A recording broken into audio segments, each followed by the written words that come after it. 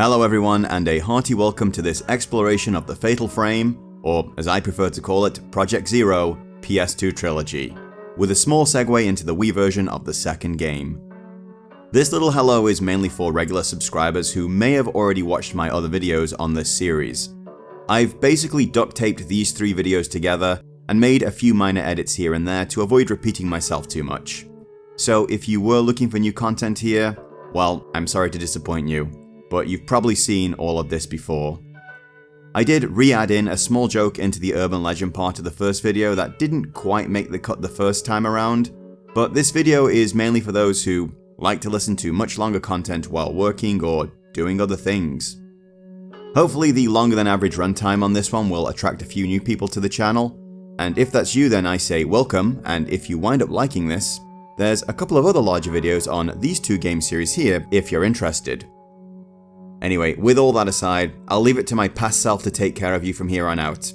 Have fun whatever you do, keep it polite in the comments, and maybe I'll catch you all at the very end for a special sign-off. Peace. Shinjuku is one of my favorite places to visit in Tokyo. As well as having the biggest foreign bookstore in Japan, it's overflowing with interesting places to spend time with friends, enjoy a few games, and some of the best heavy metal bars in the city. But take a walk away from the lights and the noise, and you might find that the colossal neon structures that conjure the image of Neo-Tokyo from classic cyberpunk movies like Akira fall away. You might find yourself weaving through tightly packed old houses in a much quieter part of the city. It's almost impossible to escape the noise in Tokyo, but it will fall away as you wander these old winding streets in an area that was once its own ward of the city, called Yotsuya. Spend enough time searching, and you might find yourself face to face with a Shinto shrine. Not an uncommon thing here in Japan, and always a delight when you find an especially beautiful one while on a walking adventure around a city. Still, if something about this particular place seems a little off, maybe the air feels just a little too cold, or you feel like maybe it's gotten just a little too quiet, and you'd rather be somewhere else, well, there might be a good reason for getting bad vibes at the shrine of Oiwa and Tamiyaremon. One of the most famous kabuki plays, inspired by an old Japanese folk legend, which, like most folk tales, is rumored to be based on true events. Yotsuya Kaiden tells the story of a woman disfigured and ultimately murdered by her husband. A victim of jealousy and treachery, Oiwa's spirit couldn't rest, and returned to torment and drive her husband to madness. A popular topic of ukiyo-e, and adapted into over 30 different movies, as well as being the inspiration for countless other Japanese horror media, the disfigured visage of Oiwa is one of Japan's most famous ghost stories. She is the quintessential Onryu, or vengeful ghost. The woman in the white kimono.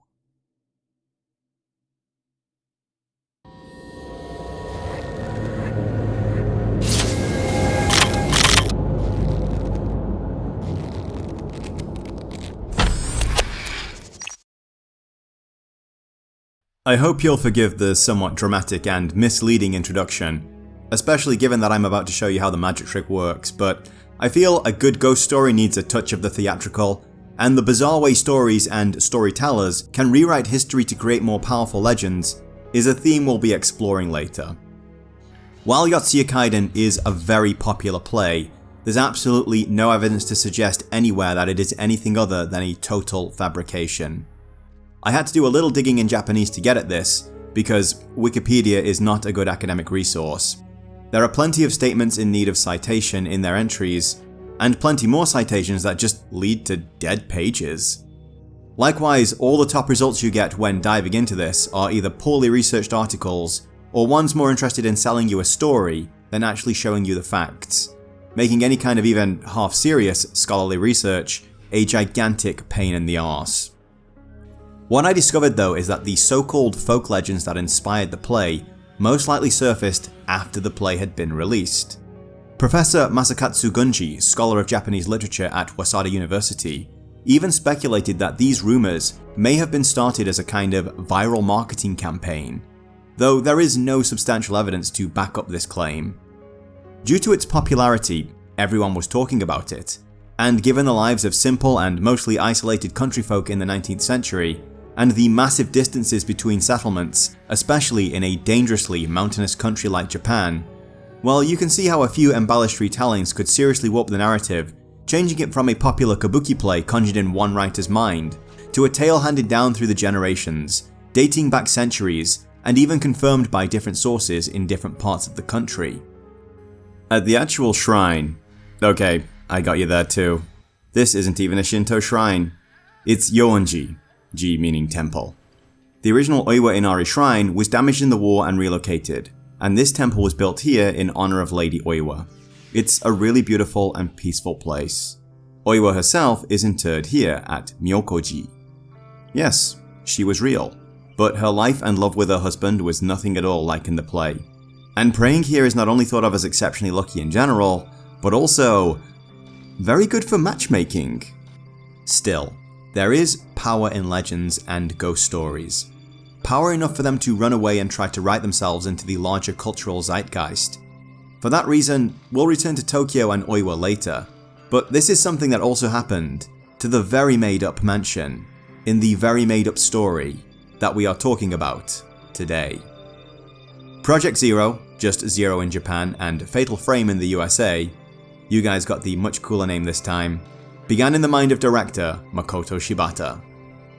This is the part of the video where I at least feel comfortable confining my research to Wikipedia and a few of its links. However, one major resource I used when unraveling the creation of this game was the interview with lead developer Shibata-san and producer Keisuke Kikuchi that was documented in the Japanese Zero Perfect Guide. This had thankfully been uploaded and archived in the Wayback Machine, and I was able to translate it with the help of ChatGPT. Mr. Shibata is a longtime employee of Koei Tecmo and a lover of atmospheric horror. His first game credit is a very interesting 3D dungeon game called Tecmo's Deception: Invitation to Darkness. I didn't know anything about this game until I watched this video here, but it was apparently while working on this supernatural revenge story filled with demons and gothic castles that the idea for what would become Project Zero first took root.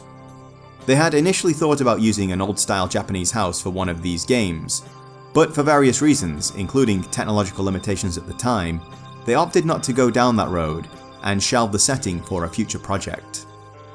The success of games like Resident Evil and especially Silent Hill had shown publishers that there was a demand for Japanese horror in the gaming space, and Mr. Shibata was strongly inspired by the atmosphere and storytelling devices used in the original Silent Hill. It was quite early in development though that ghosts were decided upon as the main antagonists for the game, as this was clearly an untapped reservoir for the emerging horror game genre, and something that could set Project Zero apart from other games like Resident Evil. This would also give the game its distinctly Japanese look and feel, and also brought about the name Zero. In Kikuchi-san's words, "Since we were going for a Japanese-style horror approach, we decided to set the enemies as ghosts. When we were pondering the existence of ghosts, I suddenly thought about how we use Zero to represent something that doesn't exist in the world, so we decided to name it Zero." Lead designer Makoto Shibata seems to be somewhat personally in touch with the supernatural, as in numerous interviews made over the years for all entries in the series, he cites his own dreams and experiences with the supernatural as another major inspiration for the events in the games. If I have to be completely honest though, most of what I've read sounds a lot like lucid dreaming and sleep paralysis. I don't wish to be entirely dismissive of his experiences of course, but thanks to previous jobs leaving me with an erratic sleep pattern, I have personal experience with sleep paralysis myself, and it sounds an awful lot like what he describes. For those who don't know, you are basically dreaming that you are awake and unable to move, and that someone is in the room or even on the bed with you, usually with malevolent intent. I can personally attest to just how real these experiences seem. Likewise, I can tell you that I vividly remember having experiences with apparitions of my own when I was younger. Sounds scary, right? Except, I'm a 42-year-old man, recalling events from when my age was almost in the single digits. I've always had an overactive imagination, and I was terrified of the dark back then because kids in school used to tell me ghost stories. It's funny how the ghosts we see always look exactly like the ones in the stories, isn't it? So while among all the possibilities that could be, one of them is I am remembering a traumatic encounter with an actual ghost, it's much more likely that I'm just remembering dreams and that I was just scaring myself. Whatever the truth of Mr. Shibata's experiences though, they've inspired some truly haunting things in this original entry, and the many others that came after it. He also drew inspiration from numerous Japanese horror movies and war movies to help create the sense of claustrophobic dread that he wanted to project onto the player, as well as story beats from the Yokai Hunter manga. Development on the game went into full swing when Tecmo got their hands on the PlayStation 2 technology, and the finished product released only a few months after Silent Hill 2. So while Tecmo were a little late to a party that had started on the PlayStation 1, it could certainly be argued that this series represents the third pillar in the gaming equivalent of Nihon Sandai Onryu, or the Trinity of Great Japanese Ghost Stories. Maybe Nihon Sandai Horror-gemu? Yes, that is how they say horror games. But however you want to label it, and I fully understand I could just be enamored with a new experience here, but this also might be my favourite of the three.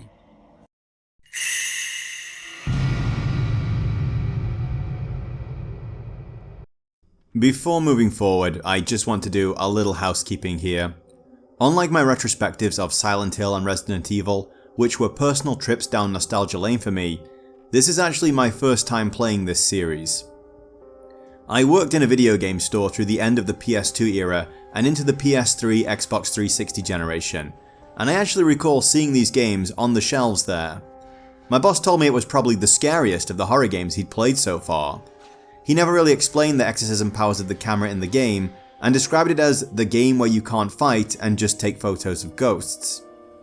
And while I was over my fear of the dark and overall skeptical about all things supernatural by that point, I felt it better to simply not invite more sleepless nights into my life. I was drawn to this finally because of Avalanche Jared's retrospective on the entire series that you can see here, and I really recommend you do if you haven't, and the potential the story had for leading me down a folklore rabbit hole, which in a way it did, and we'll talk about that later. All the capture you see here was made using PC SX2 and a copy of the UK version of Project Zero that I ripped to my PC. As much as I love retro gaming on original hardware, it simply isn't practical in my current apartment to have multiple retro consoles lying around. The emulation is basically perfect though, and rest assured the moment these classics wind up on GOG or Steam, no of course not the Epic Store, no one shops there, I'll be picking them up. Finally, if you do enjoy the video, please give it a thumbs up and drop me a comment telling me about your experiences with the game. And if you really like what you see here and you want to see more, smash that subscribe button and turn on notifications. And YouTube memberships are now a thing on this channel, and yeah, it finally happened. I have a Patreon. So if you'd like to help me out there with real money, well, I'd very much appreciate it.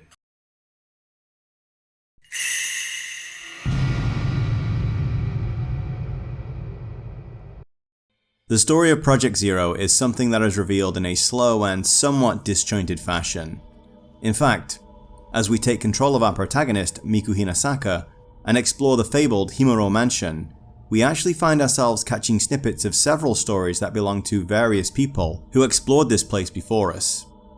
It's as we piece together their notes and stumble across their unfortunate ends, that we start to realize what the greater dark power is that stains this ground, and how it was formed, and what, if anything, we can do about it. Our heroine for this saga makes it very clear from the outset that both her and her brother have always been able to see things that other people can't. This eccentricity left them somewhat isolated from others, and led to them developing a deep bond even for siblings. Our prologue chapter actually begins with Miku's brother Mafuyu exploring this place in search of his mentor, the best-selling novelist Junsei Takamine. Mr. Takamine and a small retinue came here to investigate the many strange stories connected to this place, and he and all his party mysteriously vanished not long after. Now, Mafuyu and Miku are not only blessed, or cursed depending on how you look at it, with a sixth sense of sorts, similar to that possessed by their mother, but he also has access to an old camera that is something of a potent family heirloom. And while it's never formally named in this game, it is in fact one of the Camera Obscuras created by renowned occultist Kunihiko Asao. one of several cameras believed to have the power to not only reveal spirits, but also exorcise them. So as one of the many, many angry ghosts that haunts this poison ground attempts to move in on our boy, well, let's just say, the cat shows his claws.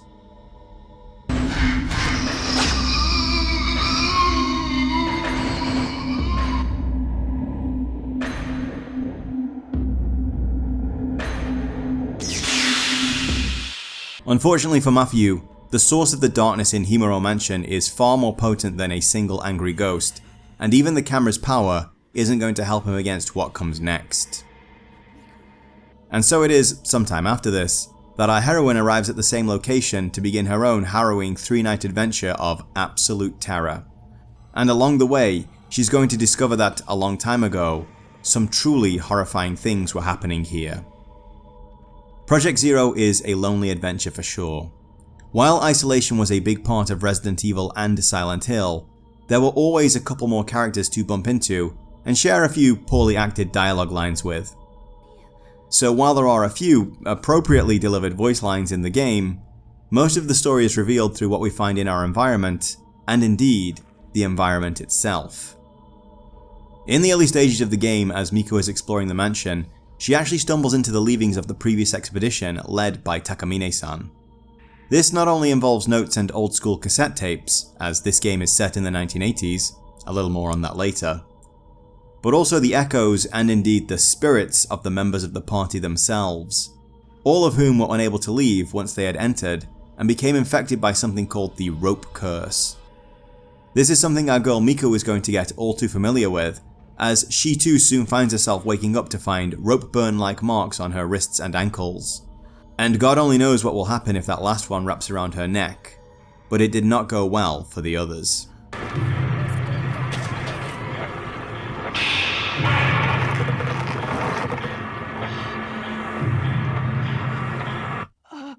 The story is somewhat disorienting and disjointed at the beginning, but I think that's what makes the whole thing so damn intriguing.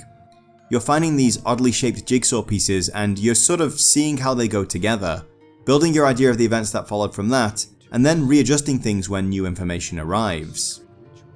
Chief amongst this though, we discover a story of how this valley was protected from something by 5 sacred shrines containing 5 sacred mirrors that all shattered during an earthquake in the past. There's also a mention of a calamity that led to 1,347 souls being trapped within the mansion. Then there's talk of a shrine maiden, a girl who is isolated from the world for a long time and prepared for a sacred ritual to hold back a terrible power. A ritual that has something to do with ropes. Ropes are actually a common thing found in Shinto shrines and play a big part in ritual purification, but still, there seems to be something ominous about these particular ropes, and the strange marks that so many who come here, including Miku, are finding on their bodies. So we could call this a mid-game spoiler section here. Well, even if you are doing a totally blind playthrough, you can probably figure out this part by the end of the first night. But I wouldn't want to deprive anyone of a chance at a blind run, so by all means skip ahead to the next section if that's what you want to do. For the rest of us, well, we soon discover that beneath Himuro Mansion is a gate to the underworld referred to only as the Hell Gate, that leads directly to a powerful dark force known as the Malice. The Himuro family were tasked with ensuring this gate was sealed by performing a human sacrifice every 10 years of one of the girls in their family, and everything about the way this little girl would be selected to her ultimate fate is about as shocking as you could possibly imagine. The final ritual was called the Strangulation Ritual, and involved the maiden being strapped onto an elaborate rack with her wrists, feet and neck bound by ropes, and then those ropes being tightened until... well, I don't think I need to spell this one out for you. The bloodstained ropes along with the true divine mirror are then used in a second part of the ritual to seal up the Hellgate for another 10 years. So I guess you're all wondering, or maybe you're well aware of what went wrong. The chosen rope shrine maiden isn't some desperate lost soul, but an anointed lamb. She's well aware of what she has to endure, and is seemingly complicit in this action, having been taught, or perhaps a better phrase would be brainwashed, that her sacrifice will spare the whole world from a great calamity at the hands of the Malice. To this end, she must prepare herself by forsaking all mortal attachments and giving herself completely to her duty, a job that the most recent maiden, Kiryu Himuro, would have had no problem with, right up to the moment that love walked in through the door. While the Rope Shrine Maiden is kept more or less completely isolated in the Himuro mansion for 10 years, it's not like the mansion didn't have visitors. So a young man did make visits and spend a little time with the curious and incredibly sheltered Kirie. Through their conversations, he gave her just a little hint of the world that exists beyond the walls she knew so well, and the seemingly endless potential that life and all its beauty has to offer. Fearing where this could lead, the Himuro household took very severe steps to ensure that these conversations ended. And when Kirie put two and two together, she not only felt the greater burden of understanding what she was being denied in order to be part of the ritual, but the pain of lost love and the guilt that came with it. Since the final Rope Shrine Maiden wasn't pure at the ritual, things truly backfired, and the horrific malice that everyone feared was unleashed upon the Himuro mansion. Combined with the agony that Kirie herself felt, it transformed her into an incredibly powerful Onryu, who made damn sure no one who ever set foot in her house again would ever leave.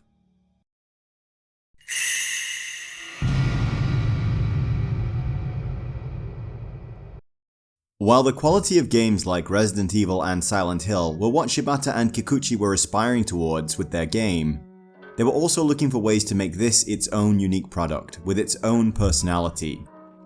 They also wanted something that felt distinctly Japanese, that would feel very familiar to the home team, and add a layer of mystery and intrigue to the overseas players.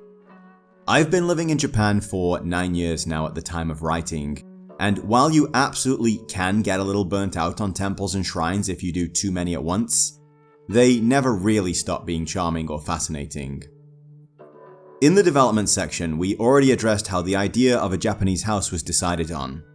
But there were a lot of different ideas to play with here, and a lot of different ways they could use those ideas. Ideas are a dime a dozen in a space full of creative artists and coders, and one of the hardest things to deal with on a big budget project is knowing exactly what to cut rather than what to keep. Just because something seems amazing on paper, or even in an isolated test level, it might not be the right fit for this project when placed alongside everything else. It should be noted that several very graphical scenes were cut or toned down significantly before the release. This makes sense. This isn't a game about blood and body horror, and any good horror writer will tell you that we scare ourselves far better than anyone else will. To me, the acid test for horror isn't about if the jump scares land or I can feel my heart pounding while I'm there in the moment. It's at 3 AM when I wake up because I need to go to the bathroom, and I'm genuinely terrified to open the door for fear of what I might see beyond it. And if there's a mirror anywhere between me and my intended destination, well, you can just forget about it. And yes, at least where I'm concerned, this game absolutely nailed it. This was achieved with both the game's isolated setting, the era in which it was set, the ghost design, the color palettes, the play of light and shadow, and quite possibly the most important thing for horror, the sound design. Easily the most striking use of color in the game is during the opening when we're playing as Mafuyu. This use of black and white, and the slightly old VHS grainy quality they bring here, means that the world is revealed in value rather than color. And the contrasts of light and shadow are very harsh indeed. The palette is also used for all the flashback scenes, and the moments when we are face to face with the game's most dangerous antagonist, the woman in the white kimono. Even though the intro is quite short, I found I'd gotten quite used to the grayscale palette, and the moment we switched back to color was almost shocking. The arrival of Miku introduces warm red tones into the scene, and that's very important, because Shibata wasn't shy about using color as symbolism. The game's key colors are black, white, and red. Black and white are fairly obvious, as they are the play of light and shadow that actually give rise to form. The shadows of Himuro Mansion represent the dark and ominous mystery of the place, while Miku's white torchlight represents the faint hope piercing the darkness.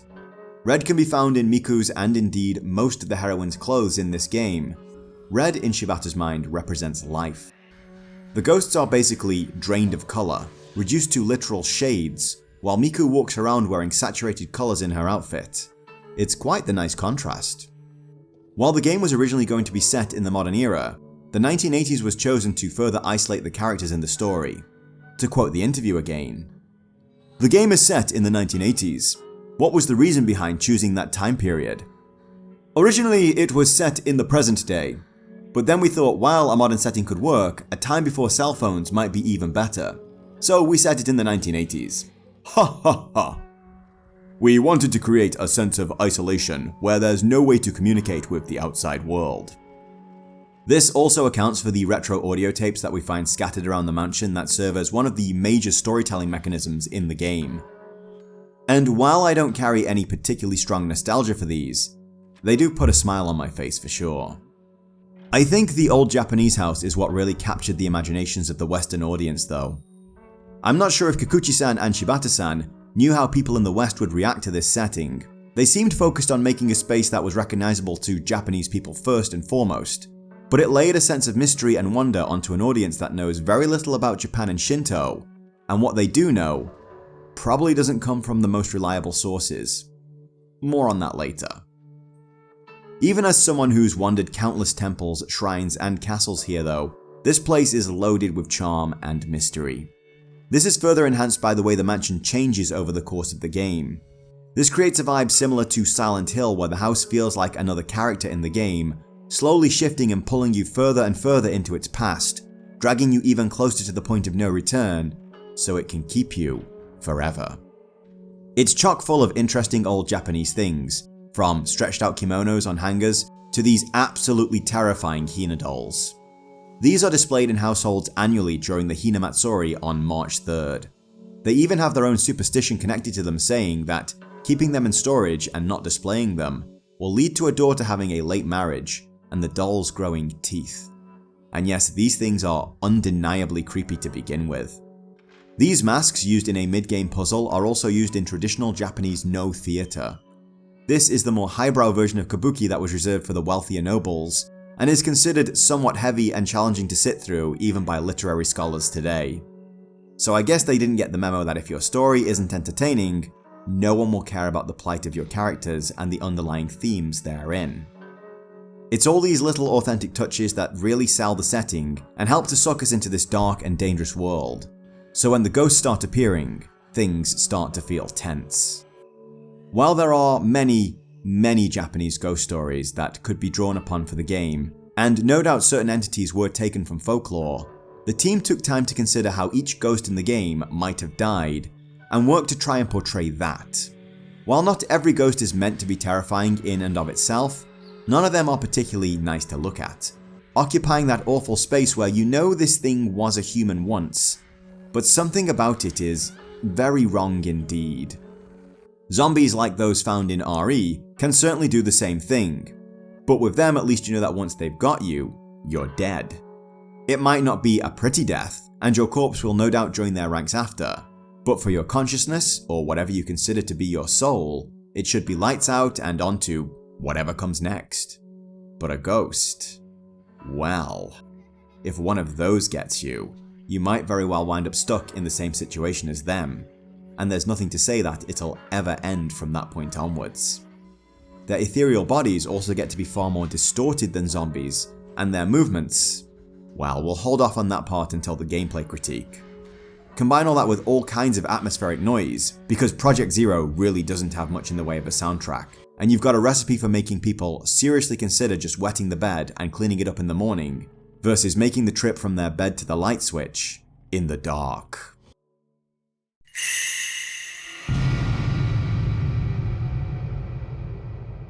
So, in case you hadn't noticed from all the footage you've been watching throughout this video, Project Zero is a classic survival horror game in almost every sense of the word, right down to the fixed camera angles that conceal things in the environment from you. Since this was a PS2 game though, we're at the Code Veronica stage where the environments are full 3D and look absolutely gorgeous thanks to their art direction, and the static cameras are much more of a stylistic choice to both adhere to genre conventions from the time and to play with how these camera angles conceal items and even enemies from the player. The game offers a control scheme for classic tank controls where up is always forward regardless of your position relative to the camera, or a more dynamic system where your direction buttons are affected by the position of the camera looking at you. I played around with both for a while before settling on the classic tank controls option. This is because of a neat little feature that lets you just hold the run button rather than pushing the D-pad forward to get you moving. Having acceleration on one hand while the other just aids in turning is a massive improvement to classic tank controls, and I'm going to sorely miss it the next time I go back to play classic RE. Still, my recent return to Grim Fandango had also sharpened up my tank controls game, and it all just felt a lot more comfortable. But tank controls alone do not a survival horror game make. In fact, and I know you're going to hate me for saying this if you're watching, Jared, but I don't think they're even a critical part of the formula. So since the name survival horror has been more than a little abused since Capcom coined it to describe the first RE back in '96, how about we take a minute to get our definitions clear? I categorize game genres by their player experiences first and foremost. Sure, subgenres like first-person shooter needs to be in first person, but not every shooter is a first-person shooter. So for the survival portion of the genre title, we're talking about managing very limited resources that in turn forces you to ask hard questions about how you deal with each step of the game. However, this is a lot harder to pull off than it might seem at first. Just giving the player a 6-slot inventory, and then throwing them into an environment that isn't all that well thought out, can lead to enough frustration and complaints that you have to patch in a fix for it for your 1-year anniversary. There's a delicate balance, or a dialogue of sorts, that takes place between the inventory size, the puzzle layout, and the enemy placements around the map. You want your players to be able to think and plan clever routes around said map, and think carefully about which enemies they use their limited ammo on to clear out, versus which ones they'll leave alive. Your players should feel rewarded for doing this well, while inversely realizing they only have themselves to blame when they show up at a location without a key item, and have to repeat the journey to and from their storage box twice, facing all the dangers along the way, going there and back. So, if I, for example, make a good plan to get a key from my storage box to a locked door, execute it flawlessly, only to find that the room beyond is pitch black, and I need to go back and fetch the damn torch, that really shouldn't take up the same inventory space as my shotgun, you might be thinking, how the hell was I supposed to see that coming? Versus the more desirable, damn, I should have seen that coming. It's a subtle difference for sure. Anxiety is anxiety after all, but the judgments we make about it make all the difference. And if you're wondering why I'm bringing up old Signalis issues that have already been patched out, well, it's because I think for this reason that Project Zero, similar to Silent Hill, has unlimited inventory space. While health recovery items and available ammunition, in this case film for the Camera Obscura, are in limited supply, you're fine carrying all of them and your puzzle items, along with a small library's worth of notes and files around the mansion with you at any time. This might seem like a misstep because, all things considered, Himuro Mansion is one of the smallest survival horror environments I think I've ever explored. So surely an unlimited inventory is quite the luxury, right? Well, no, because while it's quite a small place, it's probably one of the most dangerous I've explored. During our 3 nights of terror wrestling with the dark and all the things hiding within, we are required to find keys and do some fairly basic puzzle solving to slowly unlock more and more of this place. However, the house feels like it has a mind of its own, as with each night things change. The benefit of this is that at the end of each chapter, most rooms get a refresh on their items, meaning you have plenty of incentive to go rooting through all those drawers and boxes again. And given how dangerous the enemies in this game are, you are probably going to need to. On the other hand, as we seem to sink further back into the mansion's past, doors that were boarded up at the start of the game suddenly become accessible, allowing us to open shortcuts between areas and avoid anything grindy in the exploration. We'll also be revisiting areas we've already traversed on various missions, as key items that weren't there one night will be there for another. This makes the space feel less small and more tight. The developers created a very efficient map and figured out how to exploit it for all it's worth, so that even when revisiting places you've been to several times, there could still be a surprise or two in store for you. This also helps with removing the feeling of safety you can get in some older survival horror games after you set up a few safe routes around the map, and keeps the tension you have at the start of the game high all the way through. The Camera Obscura is more than just a weapon of ghost exercising power. Its power to reveal the unseen is also used in the completion of a lot of puzzles. Sometimes you'll be faced with a door locked by a talisman, and snapping a picture of it will reveal a location that you have to travel to and locate another harmless ghost that you'll have to snap in order to banish the lock on the door. There's actually a lot of harmless ghosts all over the mansion that you can take shots of to harvest points to spend on upgrading your camera, and we'll get to that a little later.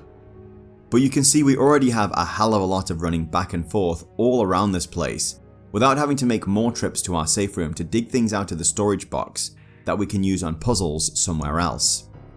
Given how delicate the line between challenge and frustration can be, and how badly they screw this part up in the combat, I'd call this choice for the inventory a win.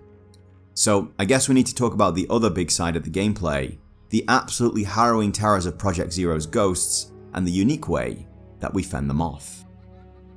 Project Zero's ghosts are disturbing creatures to behold, and any single encounter, especially from the end of the second night onwards, could be a game-ending one. There are pros and cons to this approach, but overall, the cons outweigh the pros. And I'm not even going to try to pretend I didn't use save states to scum my way past what I consider to be the game's more broken and unfair encounters. A younger me had a higher tolerance for this bullshit for sure, but a younger me also had a higher tolerance for blitzball. Now I've got 2 jobs and something resembling a social life to juggle around my games. Since these are ghosts, a lot of the tactics we might use on Resident Evil's and Silent Hill's more physical enemies aren't going to cut it here. We can't just escape through a door or into a safe room this time, so while running away is an option, and I strongly recommend you do a lot of that on the 3rd night, or you're going to be left with no film for the final battle, it is overall better to stand your ground and fight these things. Not only can these ghosts move fast and are able to follow you through walls and even into rooms with save points, but some of them can actually seal up doors, making it impossible to exit an area until they've been vanquished. And look, I know our girl Miko is cute, but this is not how you get a girl to pay attention to you. A lot of our enemies actually fall into a mini-boss category too, that have to be eliminated in order to gain access to puzzle pieces or enter new areas. In fact, given that each ghost has their own death animation, they all have this sense of being a mini-boss versus simply a grunt. There's also a bit of RNG on ghost spawns, especially if you spend too much time in an area. I've read that a certain very powerful stalker ghost can also come to find you, but I never actually had that happen outside of scripted events, so let me know in the comments if that's really a thing. All of this is offset, however, with long periods of, well, nothing. This has to be the boldest and one of the most well executed parts of the game. The fact that the ghosts can and do leave you alone for long periods of time to just get things done, while all the while they just linger there in the back of your mind, making you wonder if you should just zip back to the nearest save point before completing the next objective, or if that little detour will be what causes the next enemy to pop. The pacing here is so well done that it absolutely shredded my nerves, and a big reason for this is just how intense the combat is. Project Zero's combat is a stroke of genius in idea that just needed a little longer in the oven to get the execution right. All survival horror combat has a kind of risk-reward system where letting enemies get closer will increase your damage and critical hit chance, while inversely placing you in a much more dangerous position. But this game goes a little extra with it. Raising the Camera Obscura will put you into a first-person mode with a severely reduced field of vision, and have you staring down one of these ghastly things as they approach you, while all the while you try to keep them in the frame. It's quite rare, in this game at least, that you'll encounter more than one enemy at a time, so it's not like you have to worry about something coming up behind you while you are targeting one guy in particular. But these things can phase about an area, teleport behind you, and hide in the walls, so you may need to drop the camera and change position very quickly. Enemies like this blinded woman, for example, will become aware of your position and rush you after you've hit them, which will seem annoying at first until you realize you have to adopt a shoot and move strategy to bring them down. While these horrors advance on you, the camera will charge its power, meaning holding off until the ghost is very close is going to give you a much more powerful shot. But waiting until the moment of the attack is going to land you with an all-powerful zero shot, One might say, a fatal frame. He said it! These will not only net you the most damage, effectively saving your film, but also give you the most spirit points for the camera upgrade system. This sees you earning spirit energy for snapping ghosts, and in turn spending that to upgrade the camera's basic functions and unlocking special abilities to give you an edge over tougher enemies. It's quite the nice touch really, as it rewards you for engaging enemies and skillful play while doing so. So yeah, this whole system is just harrowing and exactly what you want from a game about fighting ghosts. Well, this is okay too. Unfortunately, they really dropped the ball later in the game. Now, I'm not going to be too critical here. In fact, let's see the positive in all of this.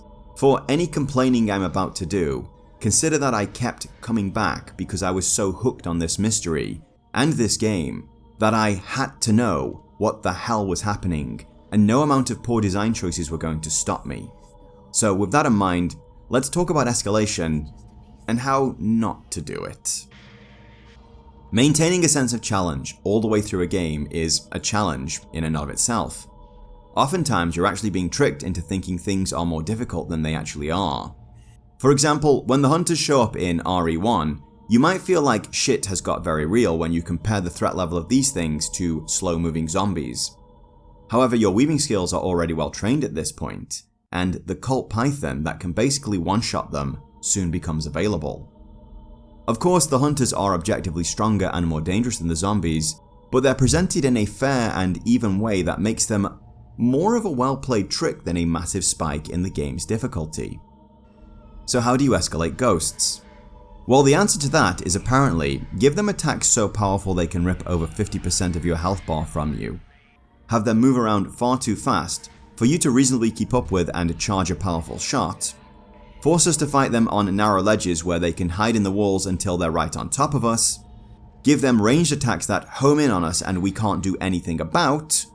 Give them forms of immunity that they don't shed until they're so close you can't actually hit them when they attack. And that's without the fact that the targeting on the Camera Obscura really needs tightening up. I fired numerous special attacks that very clearly hit enemies and was rewarded with a big fuck you for my efforts. So yeah, the late game combat isn't all that fun. I'd say it takes a massive dip from about this boss who was hanging out in this tree onwards. I am really glad I was playing on an emulator and had the chance to skirt around what I consider to be some unfair bullshit. I did wind up trapped in a room with one of these big fucking strafing priests and another powerful mini-boss at the same time, and had no choice but to deal with them both, and I was not at all enjoying my time. It also reduces the urge to explore and just see how things have changed from night to night, as at any point a game-ending ghost could pop and fling me all the way back to my last save point. I'm glad there's been a week or so and an entire playthrough of Project Zero 2 since my finishing of the game and me writing this part of the script, because I suspect I'd have been far more negative than I am right now, and the last thing I want to do is discourage people from playing this. Just know that the game is going to test your patience, but it is worth it in the end. The last boss isn't all that tough despite her ability to one-shot you, and overall this is a great system. It just isn't showing the best it can be in this game, which given how old this is, it's kind of understandable.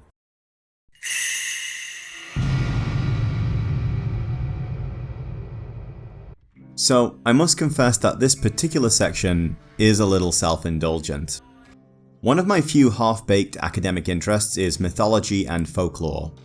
I'm especially interested in tracing the origins of certain supernatural and mythological creatures back to their original sources, and seeing not only how they transformed into what we think of now, but how that modern image has gone on to kind of usurp all previous versions of it.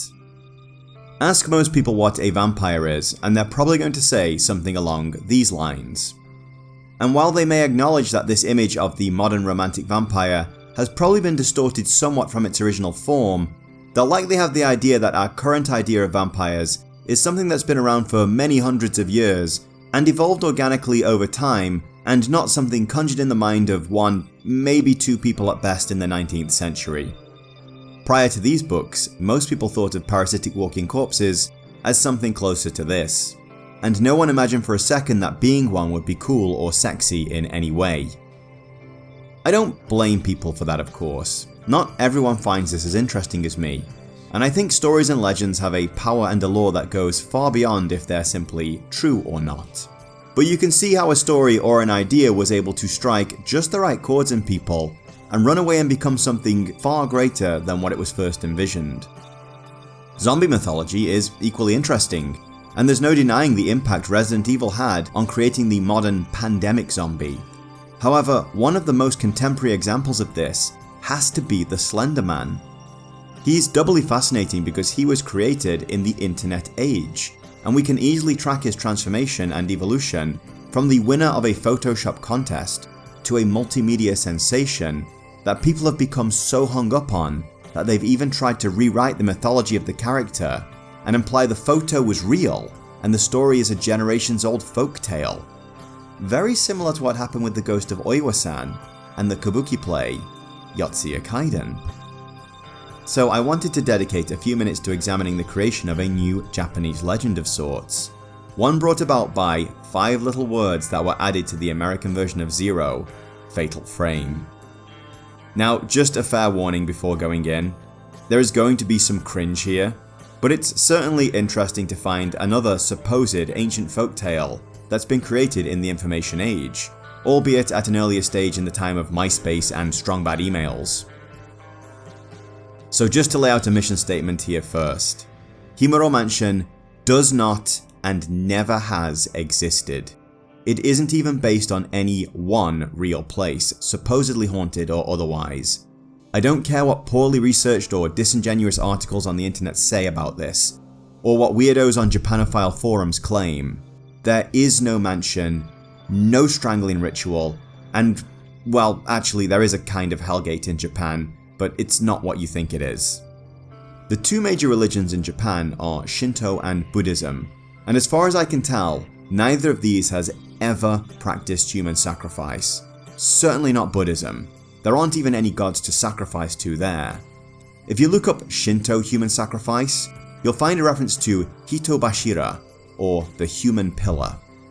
This was the act of enshrining, read burying alive, a person at the foundation of a new construction site to calm the kami in the land before digging it up to lay foundations.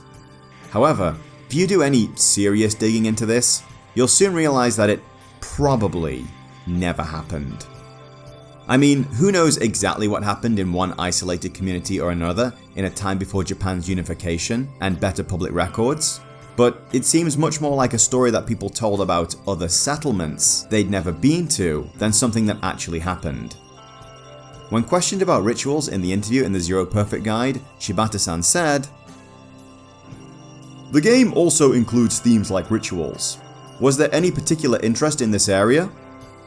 Personally, I've never liked such things.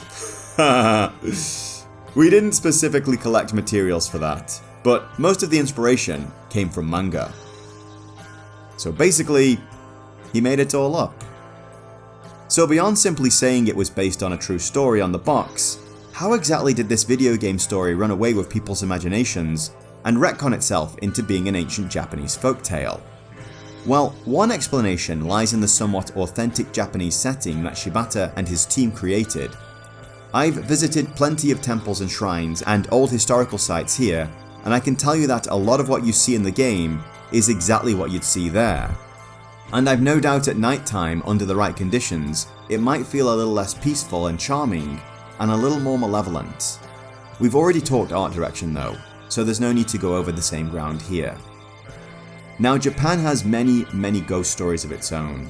There's plenty of larger well-known legends and famous haunted locations you can visit on a tour, though the shrine and resting place of Oiwa-san is one of these, so I'll let you consider how credible these legends actually are. Many of these stories have been a source of inspiration for movies and manga themselves, and we know for a fact that Shibata and his team pulled ideas from this kind of media. One example is the story of Bancho Sarayashiki. This is another Onryu legend, and no play regarding a girl named Okiku unjustly punished over a missing plate and cast into a well at Himeji Castle, which is the real inspiration for Ashina Castle in Sekiro. If you know anything about Japanese horror, then you absolutely know who the girl in the well is, and how she comes to get you. And Project Zero has its own ghost in the well for that matter. Since we're on the topic of Onryu, it goes without saying that the iconic image of Oiwa-san in her white kimono from Yotsuya Kaiden played some part in Kiria Himaro's design. So when you start to combine the image of popular Japanese horror with a setting that people can look at and feel it's very Japanese, and the idea that this tagline here has to be there for some reason, well, it just starts to kind of feel right that maybe this world that's so far away, with such a different culture, might have some kind of story that might have inspired all of this. After all, quartering isn't the worst thing humans have ever done to each other. But to further seal the deal was this quote taken from a press release here. In an area outside Tokyo, there lies a mansion in which it is said 7 people were murdered in a grisly manner. On the same property there lie 3 detached residences that surround the mansion, all of which are rumoured to have ties to the mansion's troubled past. It is said there is an underground network of tunnels that lay beneath the premises, but nobody knows who made these tunnels or what purpose they served. Many inexplicable phenomena have been reported occurring on this property. Bloody handprints have been found splattered all over the walls. Spirits have been seen spotted on the premises, even in broad daylight. A narrow stairway leads to an attic where a spirit-sealed talisman is rumoured to be locked away. Men have sought this talisman only to be found later with their bodies broken and rope marks around their wrists. There's a crumbling old statue of a woman in a kimono, but its head is missing. If you take a photo of a certain window, a young girl can be seen in the developed picture. These incidents have provoked fear in the people of Tokyo, and many believe that those who live near this area will become cursed. The deaths of those 7 people are unexplained to this day. Which, come on, who the fuck believes this? The quote is only paraphrased on the Wikipedia entry, but is laid out in full on the Lost Village Zero wiki website, which is a great resource for all things Project Zero. The Wikipedia link leads to an IGN article which does not cite any source and has a couple of random pictures of Japanese houses and shrines mixed in with the game images, but again, doesn't give any information about where these pictures were taken, though Google Lens can shine a light on some of them. But honestly, these could be any stock photos of any shrines anywhere in Japan. The Lost Village wiki though, that's a bit better since they have this link here. That's completely dead. Okay, let's check the Wayback Machine. So this is clearly some kind of Fatal Frame promotional page where the so-called press release with the so-called quote probably existed at one time, which hardly seems like a credible source. But okay, I went a step further. If this house is so notorious, it shouldn't be that hard to find, right? And yet, it doesn't appear on any websites about Japanese ghost stories that can be found by searching in English or Japanese. It's only ever found in reference to Himuro Mansion and Fatal Frame. Almost like these two stories emerged about the same time. Now my kanji isn't great for sure. My Japanese is conversational, and I only really know a few hundred kanji that I see every day. So it's not like I did the most exhaustive search possible on this, but again, a story this famous in Tokyo shouldn't be that hard to track. Likewise, searching for terms like Japanese famous murders turns up results that frankly make me think, we don't deserve to be on this planet. So maybe we can start putting it all together. Fatal Frame was published and marketed in Japan and America by different marketing divisions within Tecmo. The American marketing team added the tag to add intrigue and appeal to the game. The European release was published by Wanadu, and the true story tagline isn't in the UK release. Shibata-san may have been aware of what the USA marketing team were doing and even signed off on it, but I'm quite sure he never said these words. I mean, you think such an important inspiration as this very strange house with its tunnels and mysterious deaths would be something he'd talk about in his Japanese interviews too, and I've not been able to find any reference to it by translating any of these. So, where does that leave us? Well, with absolutely nothing. I'm sorry guys, but it's a total dud. Honestly, it would have been nice to discover an actual place that inspired this mansion and take a trip out there. but it's a total fabrication. I mean, I did find out about Oiwa's shrine, so that was cool, I guess. But hey, why let facts get in the way of a good story? After all, stories are a great source of inspiration for us. They excite us and fuel our imaginations, and remind us of just how little we understand of this incredible universe in which we live. And if it's not especially harming anyone, is it that bad? I mean, this story set me off on an interesting adventure of my own, so I can't exactly complain, and I feel I know more about this game's development and actual inspirations for having tracked down the interviews that I did in order to try and puzzle this out. And as a marketing ploy, well, if people are still making videos and writing blogs about this supposed ancient Japanese folktale even now, even with all the evidence out there in plain daylight for anyone to find, we have to admit, it certainly worked. No, absolutely not. You hold on 1 second, Arkham. You can't just tell us that there's an actual Hellgate somewhere in Japan and then after tearing this ghost story apart, not clarify that. What the fuck are you doing? Oh yeah, that. In the Japanese version of Zero, the Hellgate is called Yomi no Mon, or the gate to the underworld, and not Oni no Kuchi, or the demon mouth, as I've heard some people claim. The demon mouth is just this antechamber here, and Yomi isn't hell. It's only referenced briefly in the Shinto creation myth in a story similar to the Greek legend of Orpheus.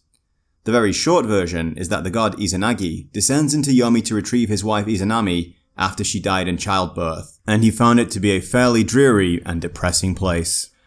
Now this trip doesn't go so well, and ends with Izanagi fleeing from very angry spirits, loosed upon him by Izanami.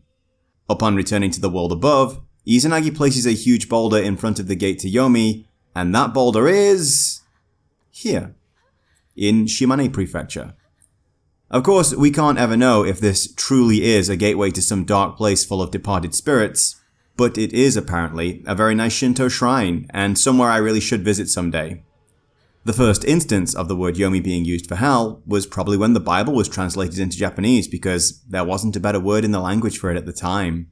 So yeah, another really interesting story for sure. And speaking of interesting stories, I think it's time we wrap this one up.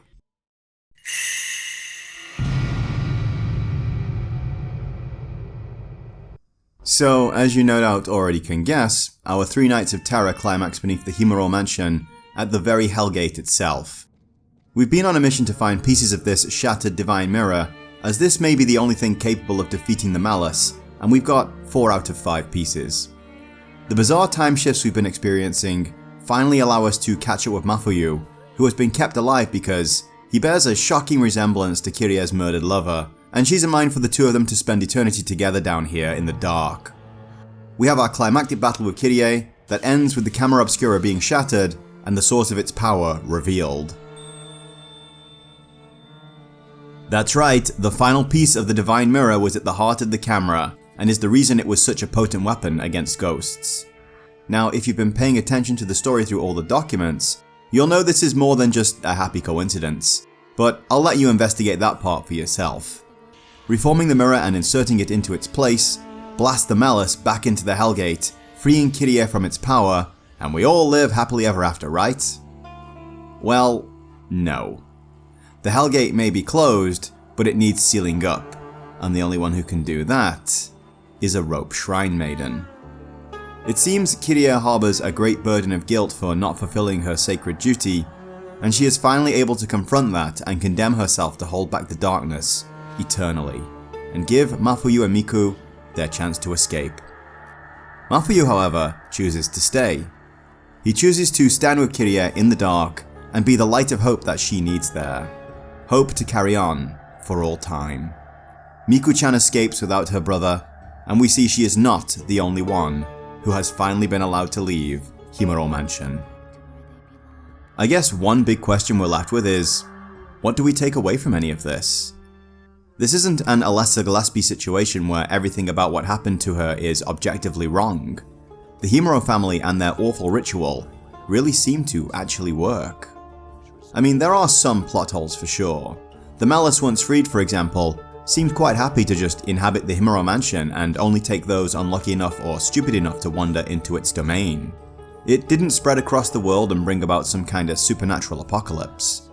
Also, previously, the ritual had needed to be renewed every 10 years, meaning the rope shrine maidens were either too exhausted and used up to hold back the malice at that point, or their period of indentured servitude was finished and they finally got their just rewards. This might be the function of the moon shrine though. Since the bodies of the previous maidens are enshrined there, it could imply they become Shinto kami after their servitude is over, though why they don't use their divinity to stop this themselves is anyone's guess. Kirie, however, will have to hold closed the door to Yomi indefinitely. But that aside, how do we reconcile this? How do we say that this is without a doubt the best solution to this problem? That no other options are available, save for the suffering of an innocent both during one of the most painful forms of execution imaginable, and the burden her soul must bear from that point on. Kirie makes a great sacrifice for the world, and that's admirable.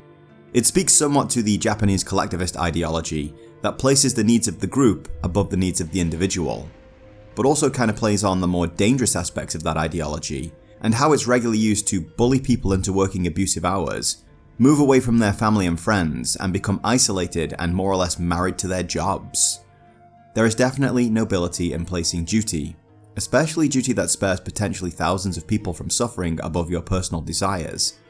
But there's just something very wrong about a world that creates such a situation in the first place. I've browsed around Reddit on this one too, and it seems to be a theme in the games that you just need to let the shrine maidens do their thing, and men interfering especially are a big problem. And in Kirie's case at least, I'm going to say you're absolutely wrong. Well, you're wrong where her lover is concerned, but not with how he was dealt with. This is because to begin with, she and all the maidens who came before her are placed in an unfair double bind. They have this sacred duty thrust upon to them for the sake of winning a game of hide and seek without knowing what the stakes were in the first place. Then they are kept isolated from that point on and told that they will endure this ritual and take on this horrific burden, and that they must willingly give up all worldly attachments in order to do so. Are you seeing the issue here? You must freely give up all your attachments and choose this dark yet noble path of your own free will, because if you don't, something truly awful will happen. But that's impossible. You can't willingly give something up or sacrifice something if you don't have the choice to keep it, and certainly not under the threat of something terrible for not giving it up. So in that regard, Kirie's love is showing up and offering her another choice, some might say the path of temptation, though this is far more innocent than that. It's only through knowing and understanding that there is a second option that she can truly make a sacrifice. Still, none of this sits well with me. I understand that this is horror, and in horror, we rarely, if ever, get the happy ending we hope for. Signalis broke my heart many times over. Silent Hill 2 left me dumbstruck from the moment I put the tape in the VHS player to the moment the final credits were over, and even after that. Likewise, I get that Miku is our heroine, and her story, the search for her brother, is resolved in a satisfactory way. She escapes, rights the wrongs in the house, and all the souls trapped there by the malice are free to go onto their final rest. And while I admire and respect Kirie's sense of duty and genuine self-sacrifice, and indeed Mafuyu's, I have some serious questions to ask of whatever powers in this world orchestrated this terrible fate for anyone. Questions I'd like to ask with the business end of a super shotgun pointed directly at them.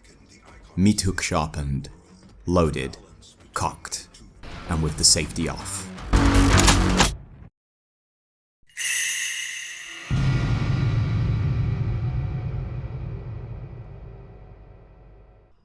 Project Zero is one hell of a trip all the way down to the very bottom of the realms of horror. It has a story that's well crafted that, even at its climax, leaves us somewhat unsettled and concerned for the future of the world we've just found ourselves in. It reveals itself in a way that's intriguing and keeps you wanting to come back to this mansion and uncover the next piece of the puzzle, even knowing just how stressful a trip around here can be. The game really is at its best though, when more or less nothing is happening. When you're just walking around this silent, creepy old mansion with this sense of growing dread that something is waiting for you, just around the next corner, and is absolutely intent on making your life miserable when you meet.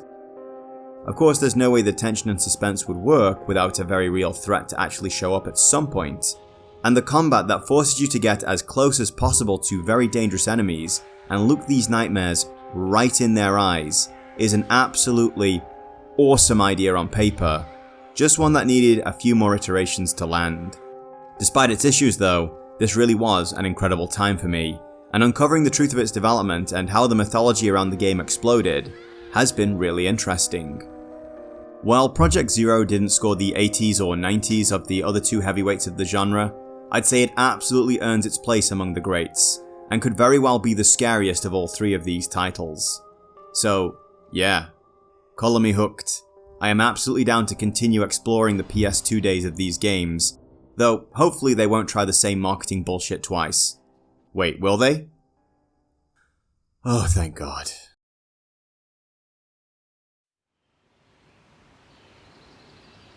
Mayu, you remember our promise? You know, I'll never leave you.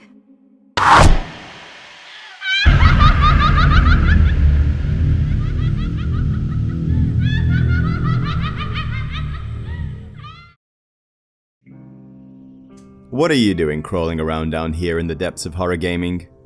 Come to think of it, what am I still doing here? I hadn't exactly planned on making Project Zero into a full series retrospective when I started playing the first game for my Halloween video, but first playing, then researching and writing about it was so interesting that I couldn't just have one and leave it at that. I mean, imagine coming home from a long day at work, thinking you've got to cook for yourself, only to open the fridge and find half of last night's takeout pizza that you'd forgotten about sitting there waiting for you. You don't just take a couple of slices and leave it at that, do you? No, you thank your past self for the care and gorge yourself on the offered feast. Well, that's what it feels like for me when I realize there's a whole trilogy of PS2 survival horror games that I left untouched for 20 years, complete with fixed camera angles and tank controls, and a unique risk-reward combat system that's loaded with potential. On top of that, Zero 2 is considered to be the fan darling. It's just something about Part 2s with this genre apparently, and it got a lot of TLC for its Xbox port, and a much more updated remake, albeit one that's strapped to the Nintendo Wii of all things. Now, I'm not some kind of Wii hater by any stretch of the imagination.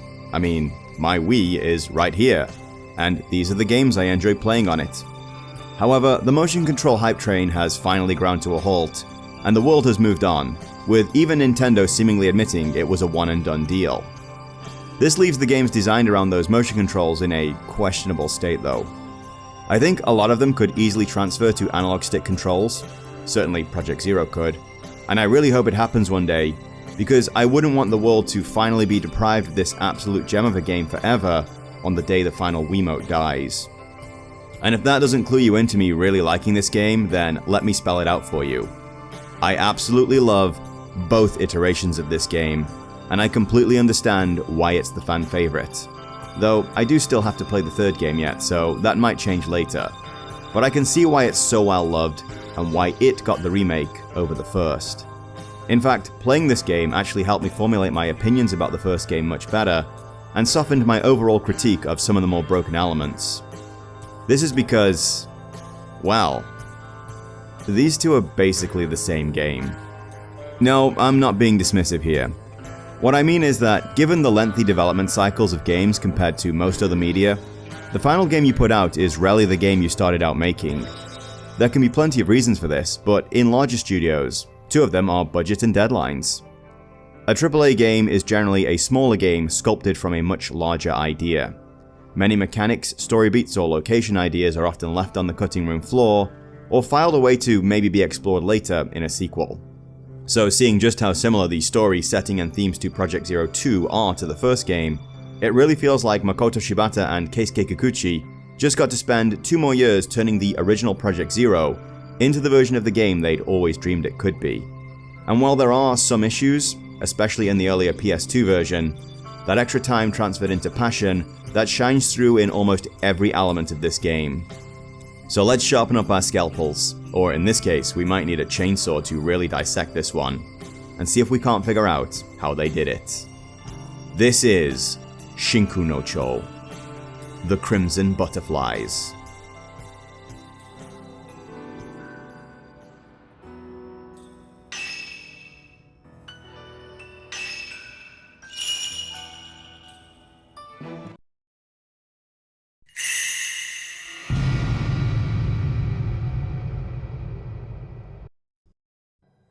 This little segment is just to keep everything above board about the video's production.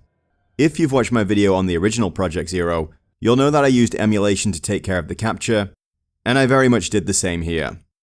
I was also very open about my use of save states to scum my way past some of the game's more broken and frustrating enemies, and while that did happen a few times here, I overall went as hard as possible on playing the game as it was intended. Save states were mainly used for experimenting with options and seeing if doing things a different way would net me different results. Aside from a few sound glitches at a few points in the game, the emulation is basically flawless, and I was actually able to fix those glitches by changing a few settings. While I do have my Nintendo Wii with me here in Japan, I opted to use the Dolphin emulator to capture footage for the Wii version of the game. The Dolphin has always provided flawless emulation for any of the games that I've played on it. It's entirely possible to pair your Wiimote with your PC via Bluetooth, and have the emulator recognize and set it up. You still need the power running through your Wii to get the sensor bar working, and the speaker on the Wiimote isn't the best either. But that's not really an issue with this game at least. Unlike the Resident Evil remakes, the Wii version of this game is more or less exactly the same as the PS2 original in terms of story and environment. So for those reasons, I'll be using footage from both games interchangeably throughout most areas of the video. For the gameplay sections, I'll keep to just the respective versions that I'm talking about. It's not that hard to tell which is which. As amazing as the PS2 original still looks, the camera placement and overall improvements to texture resolution are very obvious. So with all that out of the way, don't forget to like the video if you like it, leave me a comment telling me about your experience with one or both of these games, and maybe subscribe, follow me on Blue Sky, and I have a Patreon here, or YouTube channel memberships that allow you to support the channel with real money. Okay, now let's talk development.